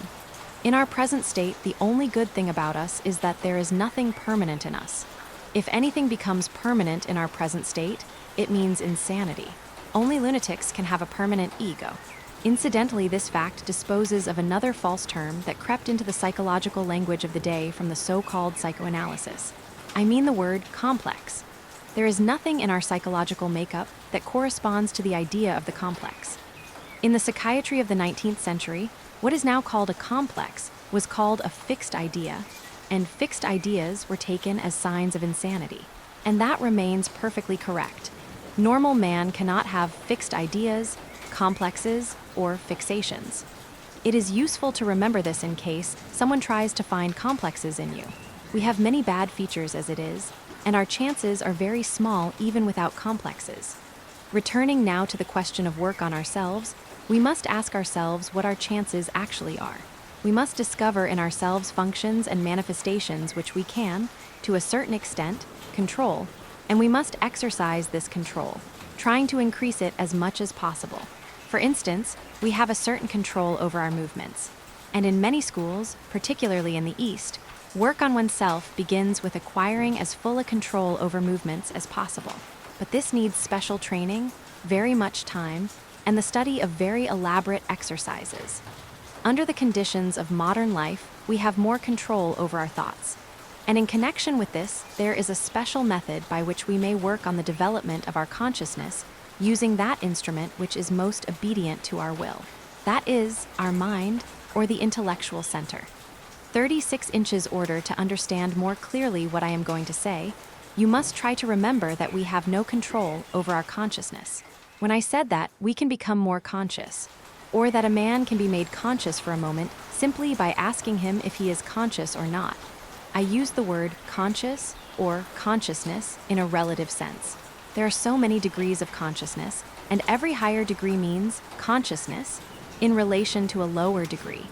But if we have no control over consciousness itself, we have a certain control over our thinking about consciousness, and we can construct our thinking in such a way as to bring consciousness. What I mean is that by giving to our thoughts the direction which they would have in a moment of consciousness, we can, in this way, induce consciousness.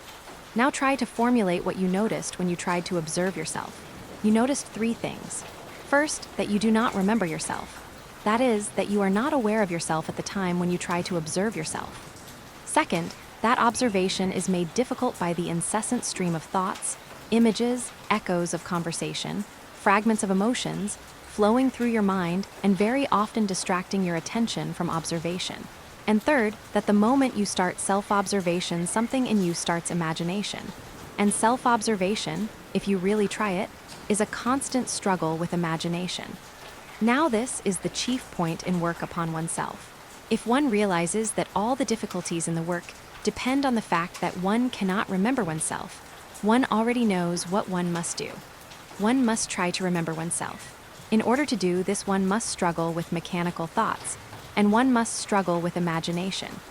If one does this conscientiously and persistently, one will see results in a comparatively short time. But one must not think that it is easy or that one can master this practice immediately. Self-remembering, as it is called, is a very difficult thing to learn to practice. It must not be based on an expectation of results, otherwise one can identify with one's efforts. It must be based on the realization of the fact that we do not remember ourselves, and that at the same time, we can remember ourselves if we try sufficiently hard and in the right way. We cannot become conscious at will, at the moment when we want to, because we have no command over states of consciousness.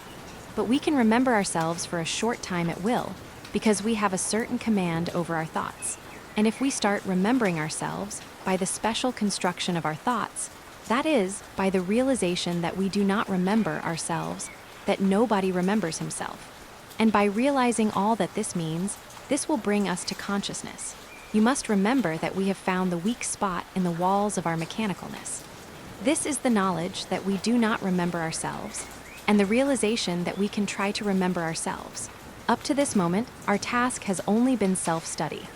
Now, with the understanding of the necessity for actual change in ourselves, work begins.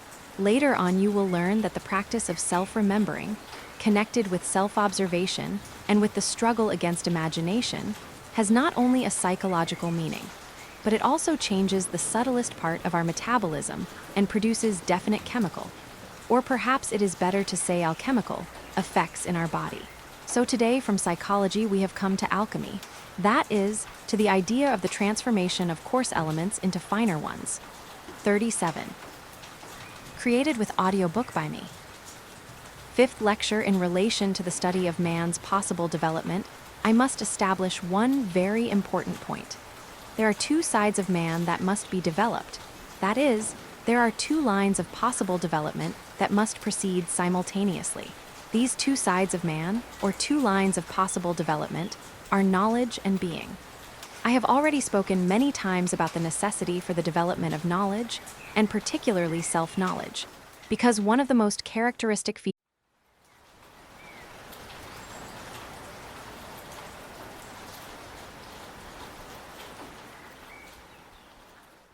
features of man's present state is that he does not know himself. Generally, people understand the idea of different levels of knowledge, the idea of the relativity of knowledge, and the necessity for quite new knowledge. What people do not understand in most cases is the idea of being as quite separate from knowledge, and further, the idea of the relativity of being, the possibility of different levels of being, and the necessity for the development of being, separately from the development of knowledge. A Russian philosopher, Vladimir Soloviev, used the term being in his writings.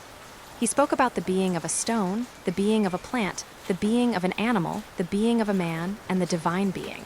This is better than the ordinary concept, because in ordinary understanding, the being of a man is not regarded as in any way different from the being of a stone, the being of a plant, or the being of an animal.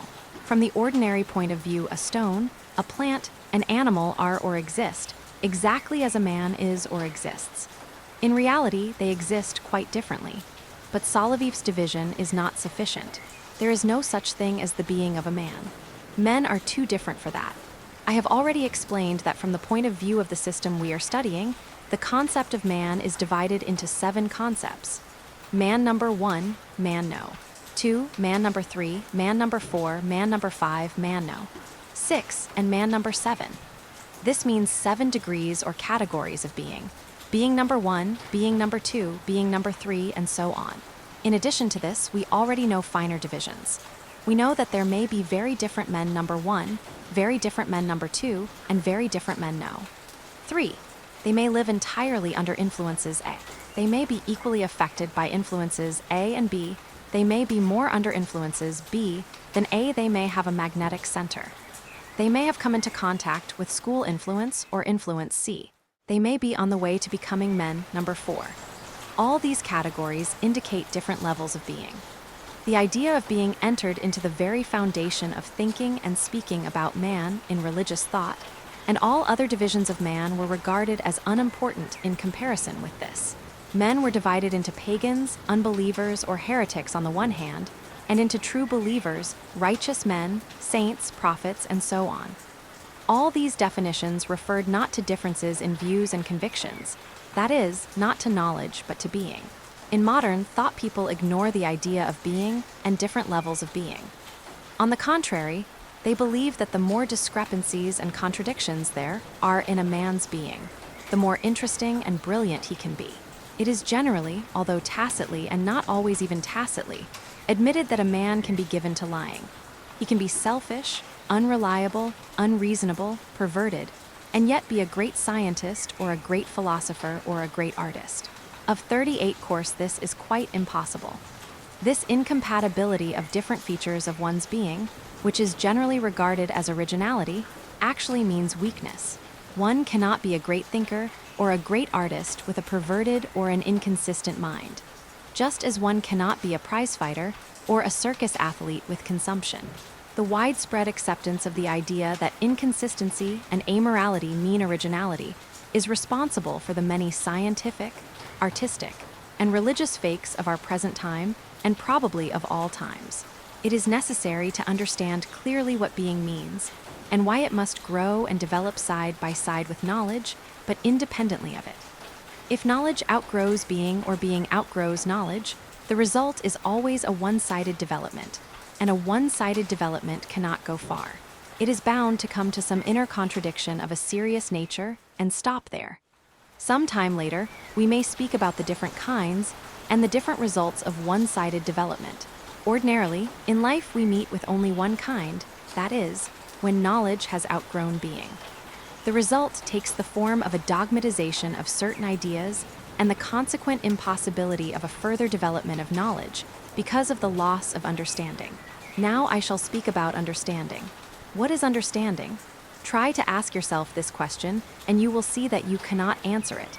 You have always confused understanding with knowing or having information. But to know and to understand are two quite different things, and you must learn to distinguish between them. In order to understand a thing, you must see its connection with some bigger subject or bigger whole, and the possible consequences of this connection. Understanding is always the understanding of a smaller problem in relation to a bigger problem. For instance, suppose I show you an old Russian silver ruble.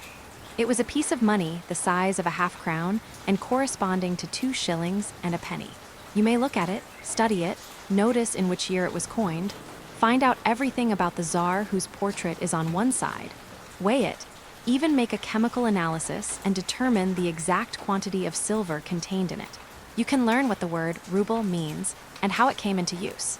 You can learn all these things and probably many more. But you will not understand it and its meaning if you do not find out that, before the last war, its purchasing power corresponded in many cases to a present-day English pound, and that the present-day paper ruble in Bolshevik Russia corresponds in many cases to an English farthing or even less. If you find out this, you will understand something about a ruble and perhaps also about some other things, because the understanding of one thing immediately leads to the understanding of many other things. Often people even think understanding means finding a name, a word, a title, or a label for a new or unexpected phenomenon. This finding or inventing of words for incomprehensible things has nothing to do with understanding. On the contrary, if we could get rid of half of our words perhaps, we should have a better chance of a certain understanding. If we ask ourselves what it means to understand or not to understand a man, we must first think of an instance of not being able to speak with a man in his own language. Naturally, two people having no common language will not understand one another. They must have a common language or agree on certain signs or symbols by which they will designate things. But suppose that during a conversation with a man you disagree about the meaning of certain words or signs or symbols. Then you again cease to understand one another. 39 from this follows the principle that you cannot understand and disagree.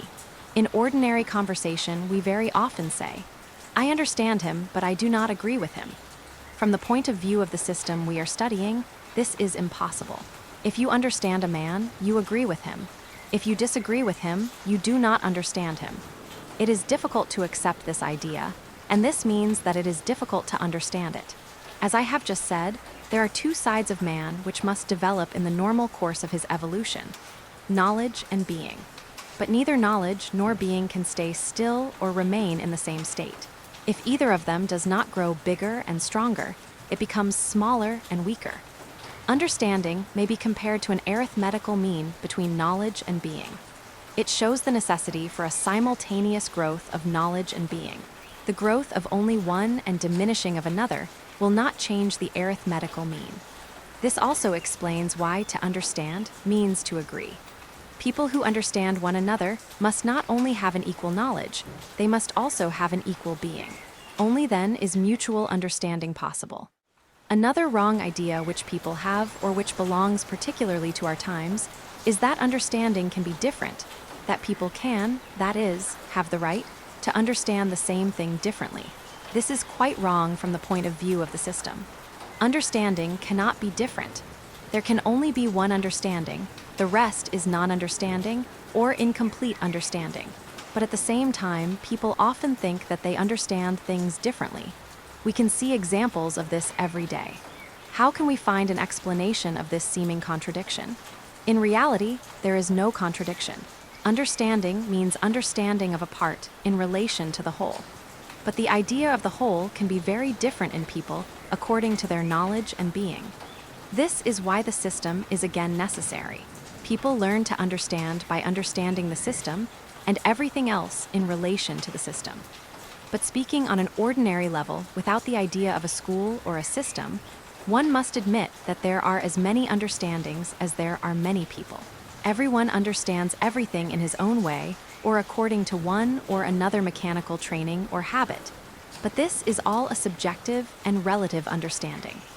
The way to objective understanding lies through school systems and the change of being. In order to explain this, I must return to the division of man into 7 categories. You must realize that there is a great difference between men number 1, 2, and 3 on one hand, and men of higher categories on the other hand. In reality, the difference is much greater than we can imagine. It is so great that all life from this point of view is regarded as being divided into 2 concentric circles, the inner circle and the outer circle of humanity. 40 to the inner circle belong men number 5, 6, and 7. To the outer circle, men number 1, 2, and 3. Men number 4 are on the threshold of the inner circle, or between the 2 circles. The inner circle is in its turn divided into 3 concentric circles, the innermost, to which belong men no. 7, the middle, to which belong men no. 6, and the outer inner circle, to which belong men number 5. This division does not concern us at the moment for us. The 3 inner circles form one inner circle. The outer circle, in which we live, has several names, designating its different features.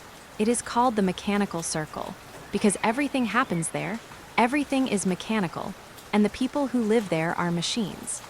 It is also called the circle of the confusion of tongues, because people who live in this circle all speak in different languages and never understand one another. Everyone understands everything differently. We have come to a very interesting definition of understanding. It is something that belongs to the inner circle of humanity and does not belong to us at all.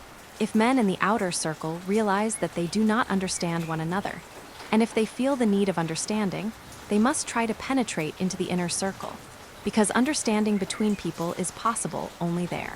Schools of different kinds serve as gates through which people can pass into the inner circles.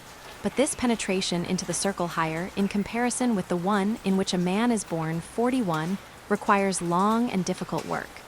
The very first step in this work is the study of a new language. You may ask, what is this language we are studying? And now I am able to answer you. It is the language of the inner circle, the language in which people can understand one another. You must realize that standing, so to speak, outside the inner circle, we can know only the rudiments of this language. But even those rudiments will help us to understand one another better than we could ever understand without them. The 3 inner circles have each a language of their own. We are studying the language of the outer of the inner circles. People in the outer inner circle study the language of the middle circle, and people in the middle circle study the language of the innermost circle. If you ask me how all this can be proved, I will answer that it can be proved only by further study of oneself and further observation. If we find that with the study of the system we can understand ourselves and other people, or for instance, certain books or certain ideas better than we could understand them before, and particularly if we find definite facts which show that this new understanding develops, that will be, if not proof, at least a sign of the possibility of proof. We must remember that our understanding, exactly as our consciousness, is not always on the same level. It is always moving up and down. That means that at one moment we understand more, and at another moment we understand less. If we notice these differences of understanding in ourselves, we shall be able to realize that there is a possibility, first, of keeping to those higher levels of understanding, and second, of surpassing them. But theoretical study is not sufficient. You must work on your being and on the change of your being. If you formulate your aim from the point of view that you wish to understand other people, you must remember one very important school principle. You can understand other people only as much as you understand yourself, and only on the level of your own being. This means that you can judge other people's knowledge, but you cannot judge their being. You can see in them only as much as you have in yourself. But people always make the mistake of thinking that they can judge other people's being. In reality, If they wish to meet and understand people of higher development than themselves, they must work with the aim of changing their being. Now we must return to the study of centers and to the study of attention and self-remembering, because these are the only ways to understanding. Besides the division into two parts, positive and negative, which, as we saw, is not the same in different centers, each of the four centers is divided into three parts. These three parts correspond to the definition of centers themselves. The first part is mechanical, including moving and instinctive principles, or one of them predominating. The second is emotional, and the third is intellectual. The following diagram shows the position of parts in the intellectual center. The center is divided into positive and negative parts. Each of these two parts is divided into three parts. Thus, the intellectual center actually consists of 6. Each of these 6 parts is in its turn subdivided into 3 parts: mechanical, emotional, and intellectual. But about this subdivision, we shall speak much later, with the exception of one 42 part. That is, the mechanical part of the intellectual center, about which we shall speak presently. The division of a center into 3 parts is very simple. A mechanical part works almost automatically. It does not require any attention. But because of this, it cannot adapt itself to a change of circumstances, it cannot think, and it continues to work in the way it started when circumstances have completely changed. In the intellectual center, the mechanical part includes in itself all the work of registration of impressions, memories, and associations. This is all that it should do normally, that is, when other parts do their work. It should never reply to questions addressed to the whole center. It should never try to solve its problems, and it should never decide anything. Unfortunately, in actual fact, it is always ready to decide, and it always replies to questions of all sorts in a very narrow and limited way, in ready-made phrases, in slang expressions, in party slogans. All these and many other elements of our usual reactions are the work of the mechanical part of the intellectual center. This part has its own name. It is called a formatory apparatus, or sometimes formatory center. Many people, particularly people know. 1. That is, the great majority of mankind, live all their lives with the formatory apparatus only, never touching other parts of their intellectual center. For all the immediate needs of life, for receiving influences and responding to them, and for distorting or rejecting influences, see, the formatory apparatus is quite sufficient. It is always possible to recognize formatory thinking. For instance, the formatory center can count only up to 2. It always divides everything in 2: Bolshevism and fascism, workers and bourgeois, proletarians and capitalists, and so on. We owe most modern catchwords to formatory thinking, and not only catchwords, but all modern popular theories. Perhaps it is possible to say that at all times, all popular theories are formatory. The emotional part of the intellectual center consists chiefly of what is called an intellectual emotion.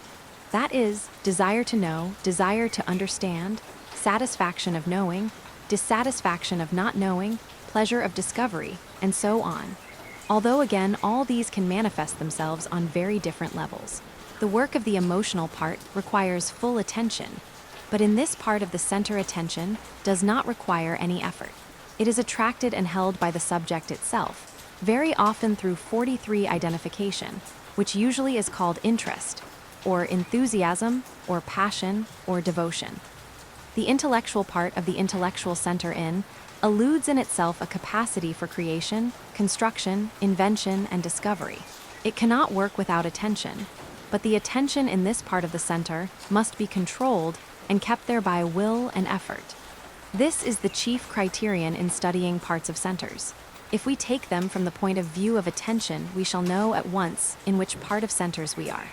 Without attention, or with attention wandering, we are in the mechanical part. With the attention attracted by the subject of observation or reflection and kept there, we are in the emotional part. With the attention controlled and held on the subject by will, we are in the intellectual part. At the same time, the same method shows how to make the intellectual parts of centers work.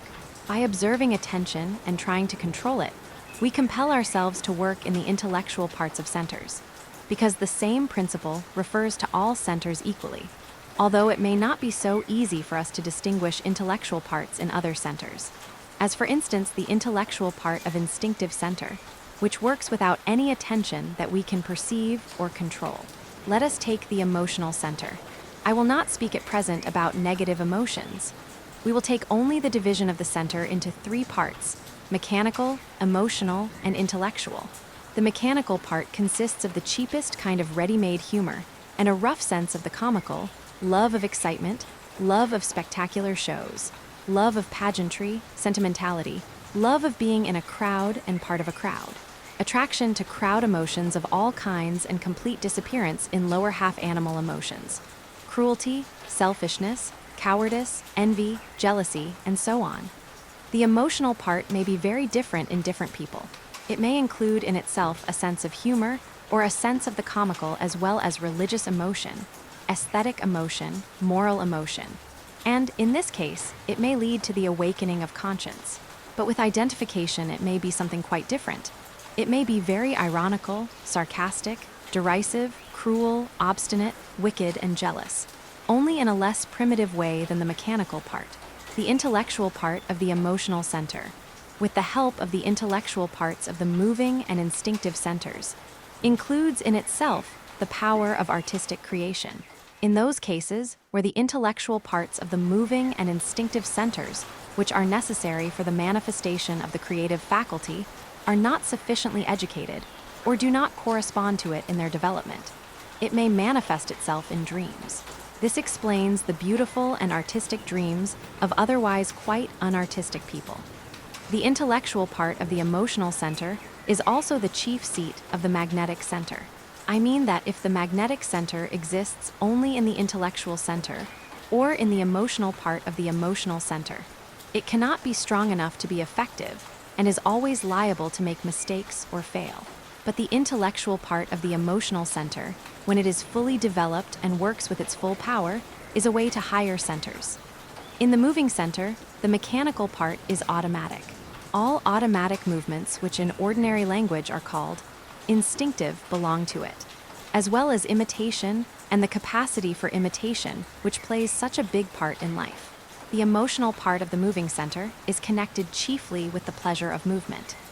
Love of sport and of games should normally belong to this part of the moving center, but when identification and other emotions become mixed with it, it is very rarely there. And in 44 most cases, the love of sport is in the moving part of either the intellectual or the emotional centers. The intellectual part of the moving center is a very important and a very interesting instrument. Everyone who has ever done well any kind of physical work, whatever it may have been, knows that every kind of work needs many inventions. One has to invent one's own small methods for everything one does. These inventions are the work of the intellectual part of the moving center, and many other inventions of man also need the work of the intellectual part of the moving center. The power of imitating at will the voice, intonations, and gestures of other people, such as actors possess, also belongs to the intellectual part of moving center. But in higher or better degrees, it is mixed with the work of the intellectual part of the emotional center. The work of the instinctive center is very well hidden from us. We really know, that is, feel and can observe, only the sensory and emotional part.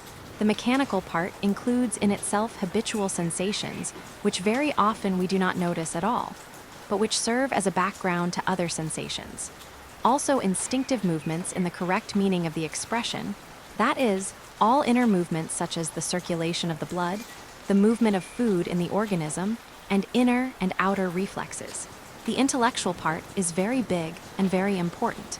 In the state of self-consciousness or approaching it, one can come into contact with the intellectual part of the instinctive center and learn a great deal from it concerning the functioning of the machine and its possibilities.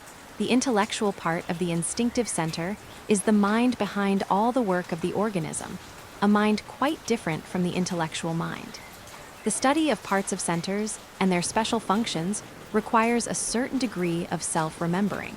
Without remembering oneself, one cannot observe for a sufficiently long time or sufficiently clearly to feel and understand the difference of functions belonging to different parts of different centers. The study of attention shows the parts of centers better than anything, but the study of attention again requires a certain degree of self-remembering. Very soon you will realize that all your work upon yourself is connected with self-remembering, and that it cannot proceed successfully without this. And self-remembering is partial awakening, or the beginning of awakening. Naturally, and this must be very clear, no work can be done in sleep. 45 lecture held Thursday, 23 September 1937. There are some things I want to speak about, because without understanding them, you will not be able to understand many other things. First of all, we must talk about schools, then about the principles and methods of the organization and work of schools, and particularly about rules, then about the history of our work. Soon you will be able to read the beginning of a book I am writing, called Fragments of an Unknown Teaching, where I describe how I met this system and how the work developed. It was explained to you many times and in different ways that nobody can work alone without a school.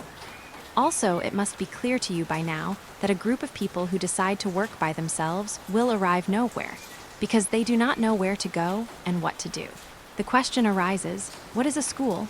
And the next question, which is most important for us, is this, that is, our organization, a school? There are many kinds of schools. I have spoken before about the 4 ways: way of fakir, way of monk, way of yogi, and the 4th way. From the point of view of this division, schools are also divided in the 4 kinds: fakir schools, religious schools or monasteries, yogi schools, and the schools of the 4th way. Then, what constitutes a school? Speaking generally, a school is a place where one can learn something, that is, from the school. There can be schools of modem languages, schools of music, schools of medicine, etc., but the kind of school I mean is not only for learning, but also for becoming different. A school I speak about must not only give knowledge, but also help to change being. Without that, it would be just an ordinary school. Knowledge is necessary, but knowledge can come only from those who passed the same way before. So the man who can conduct work must come from a school.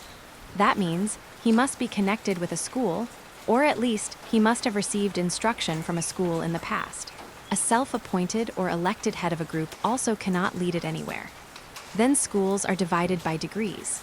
There are schools where men number 1, 2, and 3 learn how to become number 4 and acquire all the knowledge that will help them in this change. The next degree are schools where men number 4 learn how to become number 5. There is no need for us to speak of further degrees, as they are too far from us. Now an interesting question arises. Can we call ourselves a school? In a certain sense we may, because we acquire a certain knowledge and at the same time learn how to change our being.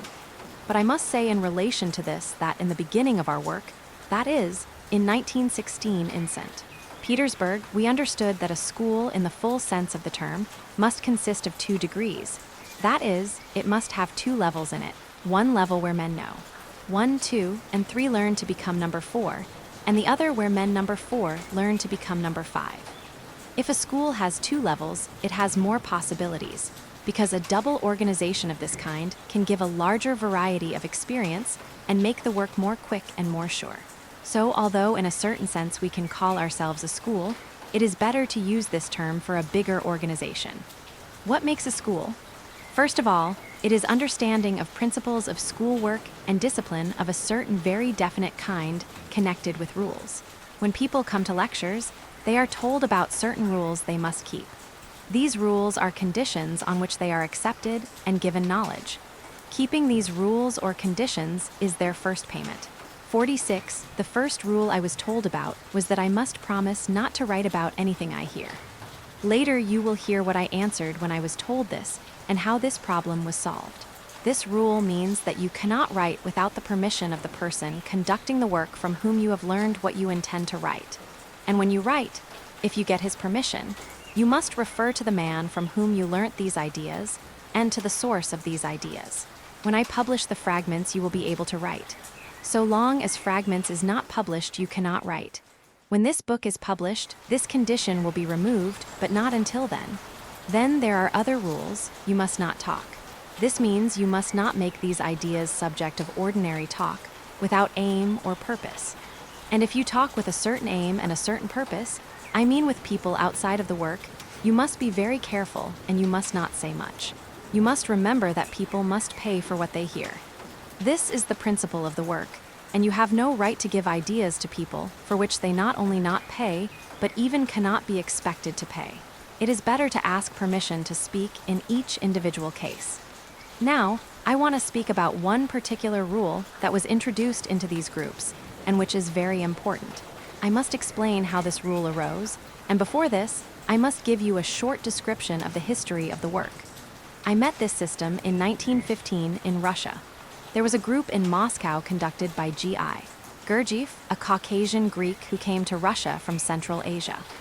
I learned very much working with these groups, but in 1918 I parted from them because, from my point of view, they began to lose the most important of their original principles. Soon after my parting with them, almost all members of groups parted with Mr. G. Only 4 people remained with him. I met Mr. G. again in 1920 at Constantinople and again tried to work with him, but very soon found that it was impossible. In the beginning of 1922, when I was already in London, Mr. G. came to me and told me about his plans for new work which he intended to start in England or in France. I did not believe much in these plans, but I decided to make a last experiment and promised to help him to organize his work. At that time, I already had groups in London. After some time, G's work was started in France. I collected money for him, and many of my people went to the place he bought at Fontainebleau on their money.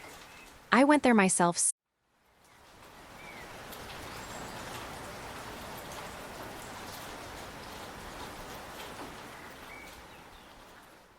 several times and continued to do it till the end of 1923, when I saw that things were going wrong at Fontainebleau and decided to part with Mr. G.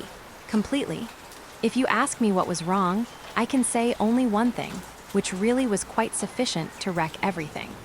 By this time, Mr. G had abandoned most of the principles he himself taught us in Russia, particularly principles referring to choice and preparation of people for the work. He began to accept people without any preparation, gave them places of authority, permitted them to speak about the work, and so on.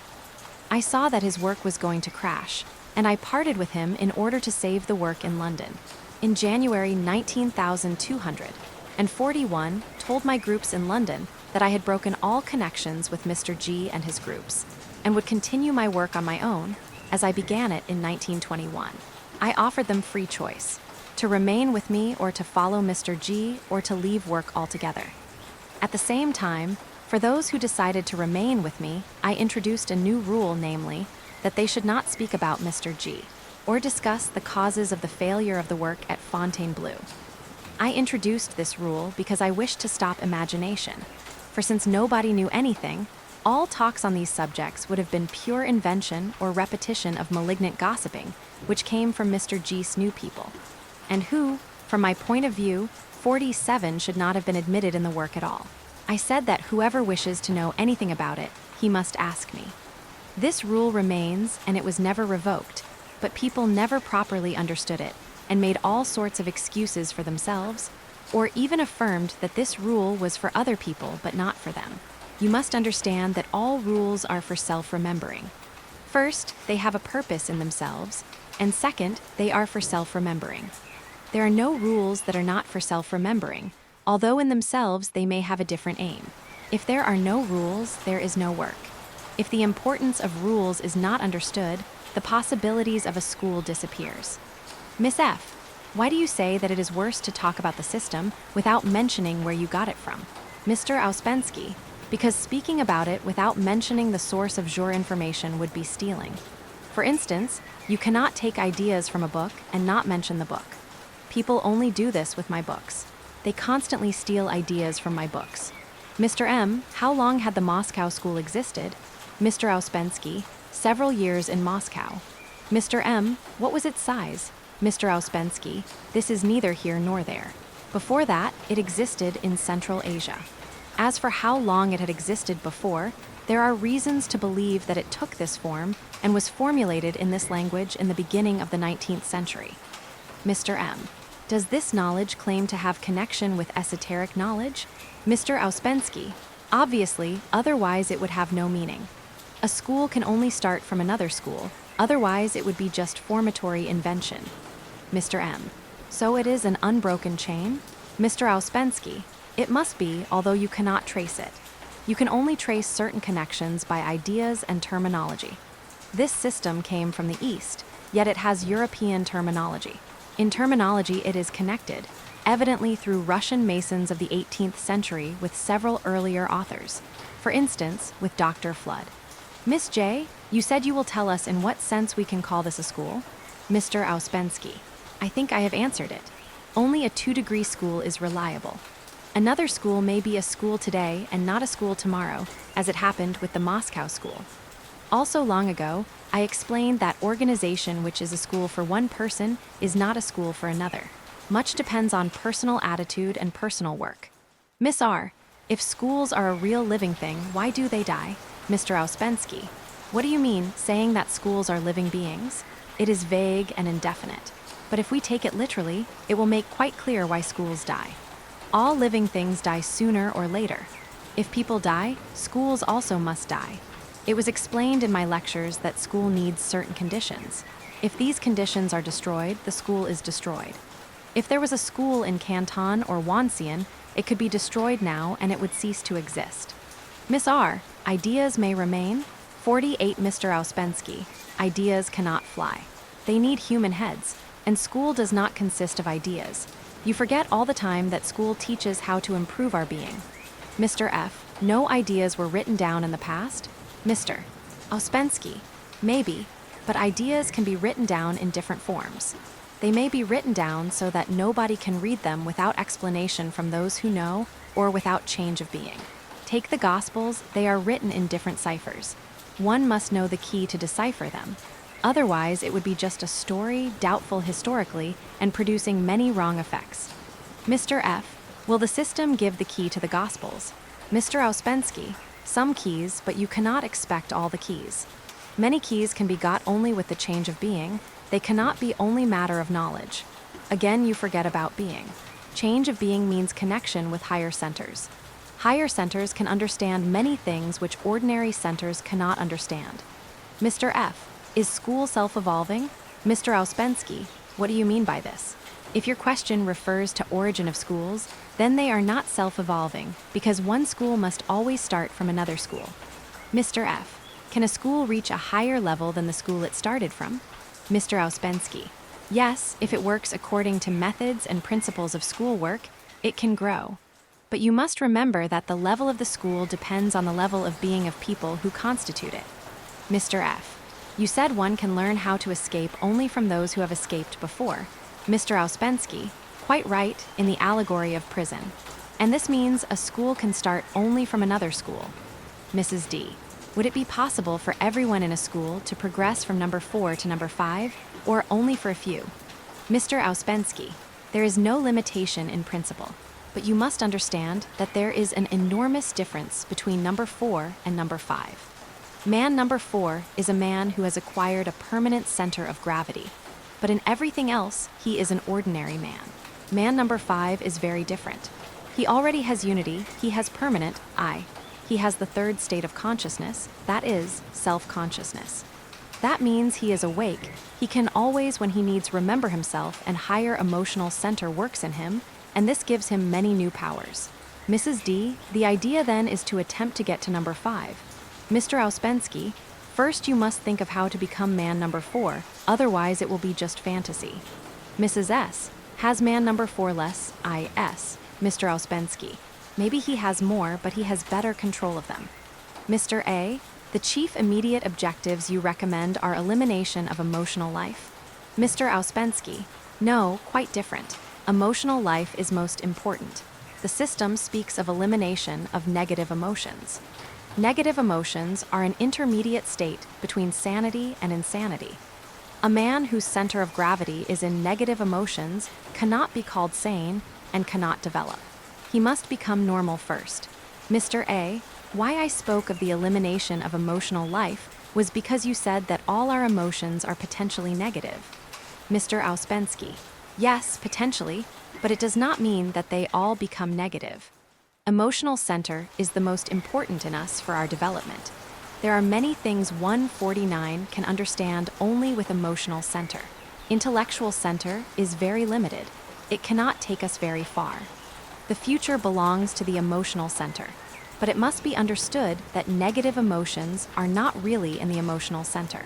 They are controlled by an artificial center, and this is our only chance of getting rid of them. If their center was real and not artificial, there would be no chance of getting rid of them, because it would mean that they are useful or may be useful in some way. The artificial center is created by a long, wrong work of the machine. There is nothing useful about it. Because of this, negative emotions can be eliminated. They do not serve any useful purpose. Mrs. S. So none of us use the emotional center rightly? Mr. Ouspensky, why not? Mrs. S. You said we have no positive emotions. Mr. Ouspensky, positive emotions are quite a different thing. They belong to higher emotional center. Man number 5 has positive emotions. All our emotions can become negative, although, as I said, it does not mean every emotion will become negative. At the same time, our emotions are not reliable so long as there is no control and so long as we are asleep. But they will become more and more reliable if we become less asleep and acquire more control. Mr. D. Does a school suffer if a member breaks a rule? Mr. Ouspensky. It depends how important was the rule. By breaking a rule, he may break the school. Or the man who conducts the school may close it if certain rules are broken. Mr. F. You say that a school which embraces 2 degrees is more effective. How can one part of it be allied to the other? Mr. Ouspensky, you can only learn this by practice. If a school has 2 degrees, it has much more powers. Mrs. B. Does this system exist in other European countries? Mr. Ouspensky, I never heard. Mr. M. Has communal life to do with the organization of schools? Mr. Ouspensky, it depends what kind of communal life you mean. For instance, some time ago in Russia existed so-called Tolstoy colonies. Most of them had the same history. People decided to live together, bought some land, and so on. Then after the first 3 days, they began to quarrel, and it all came to nothing. Mr. M, I meant a group of people who live in the same building. Mr. Ouspensky, it depends first of all on the condition by whom it is organized. If it is organized by themselves, it generally comes to nothing. But if a school organizes it according to definite principles and with definite rules, in some cases it may be useful. Miss R, has the man who organizes a school authority? Mr. Ouspensky, he has responsibility, so he must have authority. Miss R, where does it come from? Mr. Ouspensky, from his knowledge, from his understanding, from his being. Question, not to be able to go on with the system is worse than not to have started? Mr. Ouspensky, if you have started, nobody can stop you except yourself. Mr. M, how to reconcile this with what you have said about there being no guarantee? 50. Mr. Ouspensky, it depends on your work. How can I guarantee your work? Mr. M, but facilities for work would remain? I mean if a person works. Mr. Ouspensky, barring catastrophes.